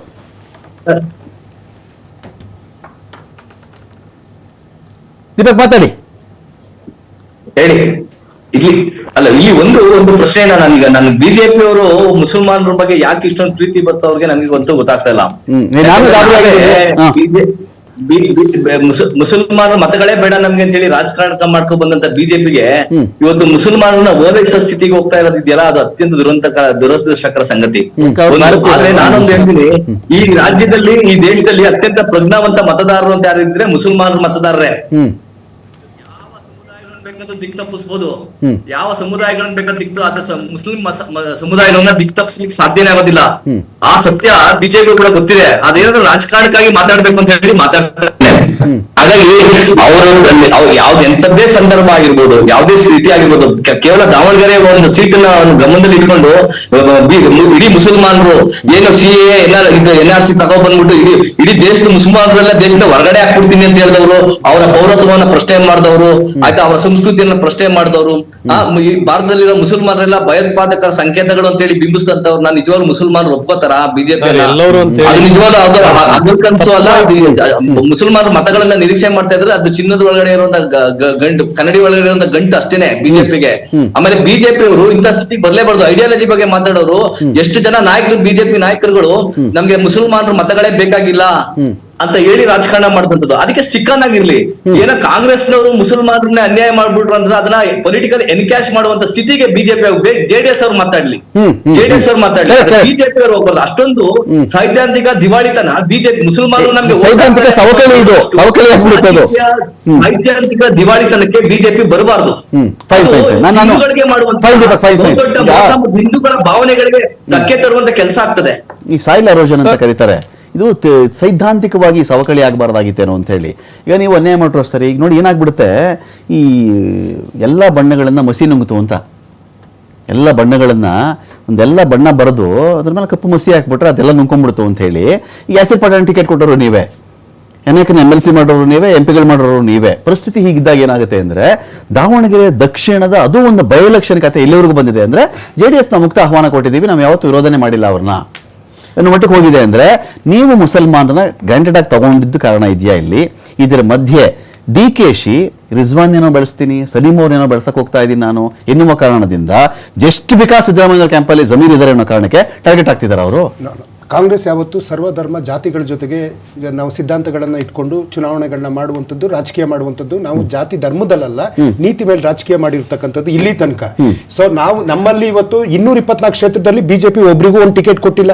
ಕೇಂದ್ರದಲ್ಲಿ 36 ಜನ ಇದ್ದಾರೆ ಕೇಂದ್ರ ಸಚಿವರು, ಒಬ್ರು ಮುಸ್ಲಿಂ ಇಲ್ಲ. ಆಮೇಲೆ ರಾಜ್ಯ ಪೋರ್ಟ್ಫೋಲಿಯೋದ ಕೇಂದ್ರ ಸಚಿವರು 57 ಜನ ಇದ್ದಾರೆ, ಒಬ್ರು ಮುಸಲ್ಮಾನರು ಇಲ್ಲ. ನಮ್ಮಲ್ಲಿ 10 ಜನ ಮುಸಲ್ಮಾನ್ MLAಗಳಿದ್ದಾರೆ, ಮುಖ್ಯಮಂತ್ರಿಯ ಮೇಲ್ಸ್ಥಾನದಲ್ಲಿ ಸ್ಪೀಕರ್ ಸಾಹೇಬ್ರಿದ್ದಾರೆ, 2 ಜನ ಮಂತ್ರಿಗಳಿದ್ದಾರೆ, ರಾಜ್ಯಸಭಾ ಸದಸ್ಯರು ಸೈಯದ್ ನಾಜೀರ್ ಹುಸೇನ್ ಅವರು ಇದ್ದಾರೆ, ACC ಅಧ್ಯಕ್ಷರಿಗೆ ಅವರು ಪೊಲಿಟಿಕಲ್ ಸೆಕ್ರೆಟರಿ ಇದ್ದಾರೆ, ಮತ್ತು 4 ಜನ MLC ಚುನಾವಣೆ ಗೆಲುವು ಕ್ರೈಟೀರಿಯಾ ಅಂತ ಮಾಡಿದೀವಿ. ಅಲ್ಲಿ ನಾವು ಗೆಲ್ತೀವಿ. ಇನ್ನೊಂದು ಸತ್ಯ ಹೇಳ್ತೀನಿ, ದಾವಣಗೆರೆ ಮುಸಲ್ಮಾನರು ನಮಗೆ ಖಂಡಿತವಾಗ್ಲೂ 100% ವೋಟ್ ಹಾಕಿದ್ದಾರೆ ಸರ್. ಏನೋ ಒಂದು ಕೆಲವೊಂದು ಚರ್ಚೆಗಳಿರ್ಬೋದು, ನಮಗೆ ಸಾಂಪ್ರದಾಯಿಕವಾಗಿ ಬೀಳುವಂತಹ ಮತಗಳು ಎಂದೂ ಕೈ ತಪ್ಪಿಲ್ಲ.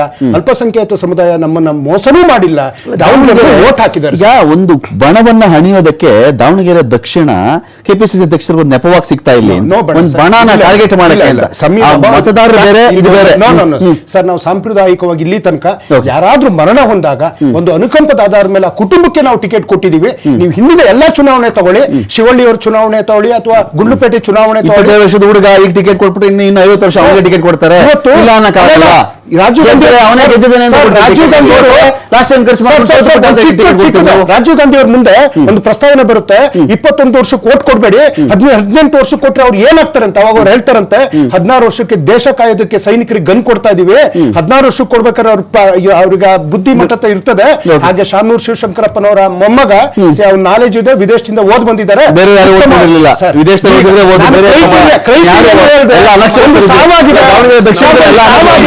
ಅನುಕಂಪ ಪ್ರತಿಯೊಂದು ನೋಡ್ಬೇಕು sir, Thank you, thank you. ಹಿರಿಯರಿಗೂ ಗೌರವಿಸಬೇಕು sir. Thank you Darshan, Thank you, thank you sir. Narasimhamurthy, thank you Sharath Hegde ಅವರೇ, ಥ್ಯಾಂಕ್ ಯು ದೀಪಕ್. ಸಾಕಷ್ಟು ವಿಷಯಗಳ ಬಗ್ಗೆ ಮಾತಾಡಿದ್ದೀರಿ. ವೆಯ್ಟ್ ಮಾಡೋಣ. ಈಗ ಸಿದ್ದರಾಮಯ್ಯನವರ ವಿಚಾರ, ಈ ಡಿ ಕೆ ಶಿವಕುಮಾರ್ ಕೇಳ್ತಿರ್ತಕ್ಕಂಥದ್ದು, ಬಹುಶಃ ಮೇ 4 ಆದ ಮೇಲೆ ಇನ್ನೇನೋ ಒಂದಷ್ಟು ತಿರುವುಗಳು ಸಿಗಬಹುದೇನೋ. ಇದ್ದಿದ್ದಲ್ಲಿ ಇದನ್ನೇ ಗಟ್ಟಿಯಾಗಿ ಉಳಿಸ್ಕೊಳ್ಳೋಣ, ಈಗ ಕಿತಾಪತಿಗಳು ಬೇಡ, ಜೇನುಗೂಡಿಗೆ ಕೈ ಹಾಕೋದೋ ಕಲ್ಲು ಹೊಡೆಯೋದೋ ಬೇಡ, ಆ ನಿರ್ಧಾರಕ್ಕೆ ಬರ್ತಾರಾ?